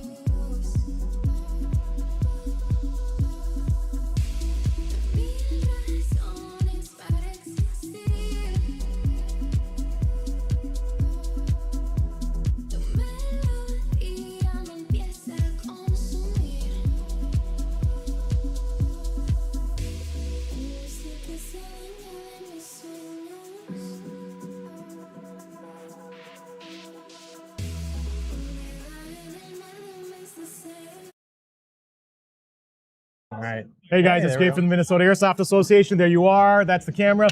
We are here at the 2026 Midwest Airsoft Convention. Our last interview of the day with Nate from Central City Airsoft in Iowa. And I'm going to say Iowa, but I'm going to let you. Where is CCA? Yeah, so CCA, it is outside of Central City, Iowa. So funny enough, we originally, like CC Military is actually also based in Central City. That's where they Oh, first I had no started. idea. Yeah. Small we're world, okay. Yeah, absolutely. They used to have a store there for a long time, and I used to go there and I get BBs and stuff before I went out to the field. That was before the previous owner really had a ton of stuff, so it was Okay. kind of like we go out to the store and then you go out to the field and play. That was kind of the setup it was, and then eventually the field actually built more into a store, and it kind of built into what it is now. Oh, that's great. But yeah, so it's slightly south of Central City, but that's just a little like 20 minutes north of Cedar Rapids. Okay. So guys, the important part about this is, so Nate has been to our AirCon at least 3 years. This is an Iowa field. We are trying to grow. This isn't Minnesota's Airsoft Convention anymore. This is the Midwest Airsoft Convention. So having Iowa representation is super cool. And I want to make sure you all know that there is a legit Airsoft field in Eastern Iowa that you should be checking out. Tell us a little bit about your field. What makes your field special? What are the things that you are like, yeah, this is what we've got going on that's super hot? Yeah. So I always really liked our field. It's really started kicking up. Like there was a guy who owned the field before. Jeremy ended up doing it. He's the field owner before me. Okay. But really, Jeremy Peterson really kind of kicked off what I would say like actual airsoft in Iowa. Okay. And he really just kind of built it into a thing of he went out to events and he liked things at different events, but we never really had a local field. So when he had the opportunity to then go and take over this field from the previous owner, he turned into Central City Airsoft, and then he just started building up and building it up and building it up. And he ran it for about 10 years. And then I actually started Airsoft his first year running it, just happenly. One of my guys in high school, he begged me to come out. He's like, this is the coolest thing ever. You got to come out. You got to try it. So we came out, we went, and the 2014 after that, I went to every single game day after that. In 2015, I didn't miss a single game day. In 2016, I didn't miss a single game day. Nice. And he took notice, and then eventually was invited us out to an event, and that's kind of how I got on like the local team then. And then after that, we just kept working together, and I had fun organizing things and helping keeping people in line, and for like when we're going on team events. And I just earned a bigger role there and a bigger role there. And then eventually he had me take over the team then as a full role because he was starting his own landscaping business. So he was taking a little bit more time out of it. Yeah. And then after that, I started helping out more with the store and everything like that. And then eventually he just hit a point where he just needed to step away. His kid was getting older. He was getting into activities and he just needed to be there as a dad. And I don't blame him for that whatsoever at all. It's something I would do as well. But yeah, I ended up taking over then. This would be my 4th year running it. And it's been awesome. It's been a ton of fun. Yeah, and I think again, what I'll showcase is the fact that we have another Airsoft player who just got more involved. So this is another situation of CCAA is an Airsoft field run by an Airsoft player. Yes. So you are thinking from a player point of view. This is probably, guys, I'm just going to say it. It's and that's not super unique, but it's what you want. You want players who have been where you are to be running your games, to be open to suggestions because they've been there, right? Like that's the point, right? Yeah. You're not just making a business decision. Yeah. I mean, that's part of it, but you're like, I know how this has played out. I'm looking at this field as a player. Yeah, and that's 100%, and that's the way we've always kind of ran it. We're not really running it for a profit. That's not the goal of it, but the goal is to make a profit so that way we can put more into the field. Keep doing it. So we can keep running it. We can keep adding more things. We can, prices go up on other things, so it's good to have other stuff out. But every year we keep growing. We keep adding more vendors to it. We keep adding more guns. There's more stuff. Absolutely. And the reach just keeps getting farther and farther. So I'll also say for Central City, you built some relationships with our Southern Minnesota Airsoft group. Yep. So they had technicals out at your field, Yes, right? Yep. It's the last 2 years in a row they've had technicals out. And it's been really good. It's always the last game day of the year. That's I was going to say, works for them. right. Yeah. Because So you've kind of set a series indirectly of when tanks will come down from Minnesota. Yep. Are they running a border war? Are you guys running a border war game or not yet? Like there was a time when like people were like, let's do a border war. He mentioned one. I think he even made patches last year. He talked about it. I have one of them. It was really sweet. But I think honestly we might have to call it that because if we can make it work again this year, I hope we can. Yeah. Because my goal is always having it so late in the year, so that way other fields are closing down, and then we have our option. Yeah, so absolutely. Yeah. For those that don't know about your field, because I actually assume most people haven't heard of it yet, give me just a brief rundown. What are your amenities? What are the things like as a player? What have you provided in CCA so that that people can continue to play, things like that? Yep. So we have like a 7.5 to 8 acre field. Okay. So it's a nice area. We have a decent sized town right off the bat, so that people can see that. There's a 2-story tower. It's really nice. One thing that we have that a lot of other fields don't is we have a pretty in-depth trench system in one area. Okay. So it needs to get dug out again, but I mean, there's still definitely sections where you can fully stand up and you're completely in cover. That's the thing with trench warfare. Everyone's like, trenches are so cool. Trenches are work. They are a ton. You got to of work. redig. Every couple of years, you got to redig. Yeah, every couple of years you have to redig because I mean the ground just settles. Yeah, it just does. yeah. But yeah, no, it was. I think the thing that sets us apart is I physically set a timer. Like every time a game ends, I physically set a timer, and I usually set it for the last person who comes off the field. So whoever the last person comes off the field, I'll set a timer for like 7 minutes, 9 minutes, depending on how hard the game was. If it's a full auto game where everyone's running around, I'll give them 9 minutes. If it's a slower game where no one was really moving, I'll give them 7 minutes. Yeah. But it's just enough time so that people get off the field, but no one's sitting around. But you're cycling people through again, and Yeah. that's a thing, right? How are you going to play or are you going to hang out? Both are valid things. Yeah. But at the same time, you're a fielder who's like, let's see how many games we can get going. Yeah, 100%. Every day, if we could run another game, I would love to do that. The only time that we close early is if people are too tired to play. That's really the only time. Honestly, that happens, right? On a hot day. Yeah. Oh, yeah. You look at the guys, you're like, Definitely. okay, I have pushed too hard. We're done. Yeah, for sure, absolutely. Yeah, it's just a fun time. It's just good. And it gets a different play style than you really see anywhere else because our team is always kind of more of like a sprinting team. Like we're always kind of running and moving around.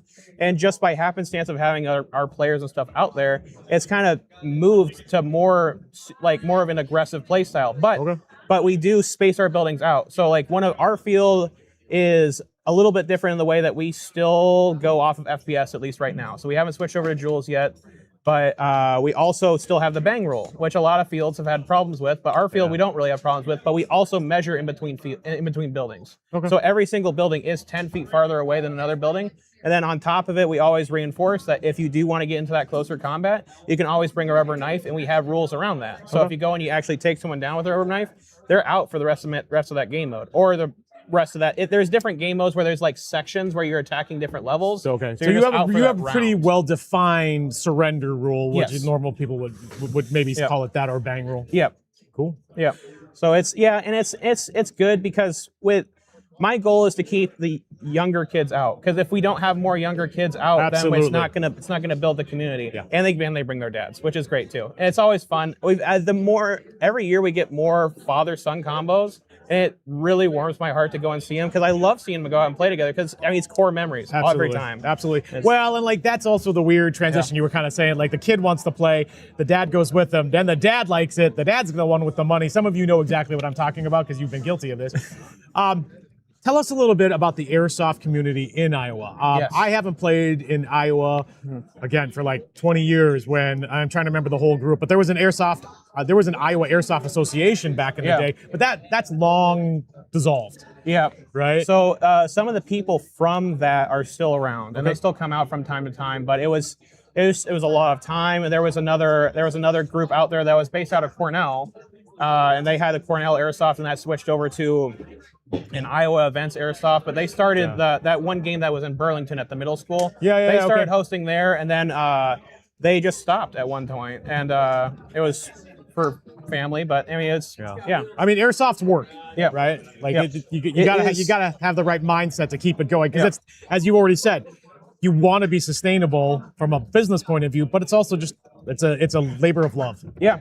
It is. It is a labor of love, and it's at least in Iowa, it's not something that a lot of people can go full time. That's why some fields come in, they go. It's a lot of work to keep people up and going and stuff like that. And we don't have necessarily the population that a lot of other states do. But it's still fun to have people out. What are your average sizes at CCA? Yeah. I mean, Saturdays, Sundays, usually, it ebbs and flows. But Yeah. The way we actually do it is we actually only run on Saturdays, and we only Perfect. run every other Saturday. Okay. So kind of build up the so, attendance. Yeah. So we had tried back in the day to run every Saturday, and we started trying to do Saturday and Sunday games. But what we ended up finding out is that the more that we're having a consistent schedule of playing every single weekend, the more people say, oh, well, I'm not going to come out because I'll just come out next weekend, and I'll come out next weekend. And then it got the player base kept going down and down until we're having like 10 player game days. But if you have it every other week, at least in our area People where can there's really less plan. people plan it out. They're like, hey, I'm going to this because I'm not going to be able to play for another 3 weeks if I don't come to this game day. And it works out. So we got our player base up to, or averaging right around 48 to 50 players a game day. Nice. Which is, I mean, at least for Iowa, it's really nice. Nice. Yeah. Do you feel like the Iowa community is back on the upswing of growing? Absolutely, or? absolutely, and we can see that in our totals every year too, because we can see that we grew from first year I did it to the second year I did it, we grew 19%, and the second year to the third year, this last year we grew 14%. Like it's things that we can both see in the player base on the average turnouts, and we can see it on the business side as well. That it is swinging up, and that is really nice. And we are seeing more fields come out as well. So we got a field that popped up over on the west side of Iowa, and there's a field that just popped up near Des Moines as well. Okay. And DOA is also another field in Iowa. Yeah, They've yeah, been yeah. around. They've been around for a I super remember long DOA, time. yeah. Yep. And they're on the upswing too. Yeah. So they had a problem where the owner unfortunately passed away. Oh no. Okay. And they had to get a new person in there to help run and do everything.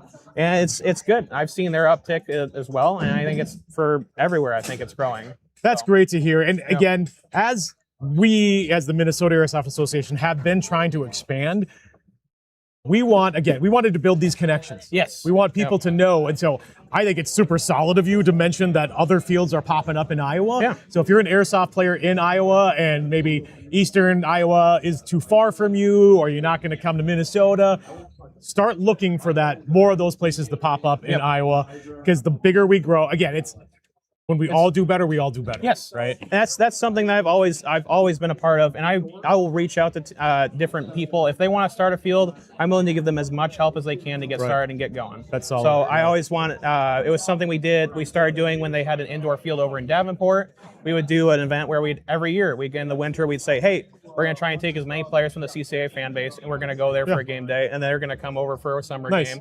And we just kind of try and rotate and do that. That collaboration it warms my heart, Airsoft community, when I hear about that. Oh.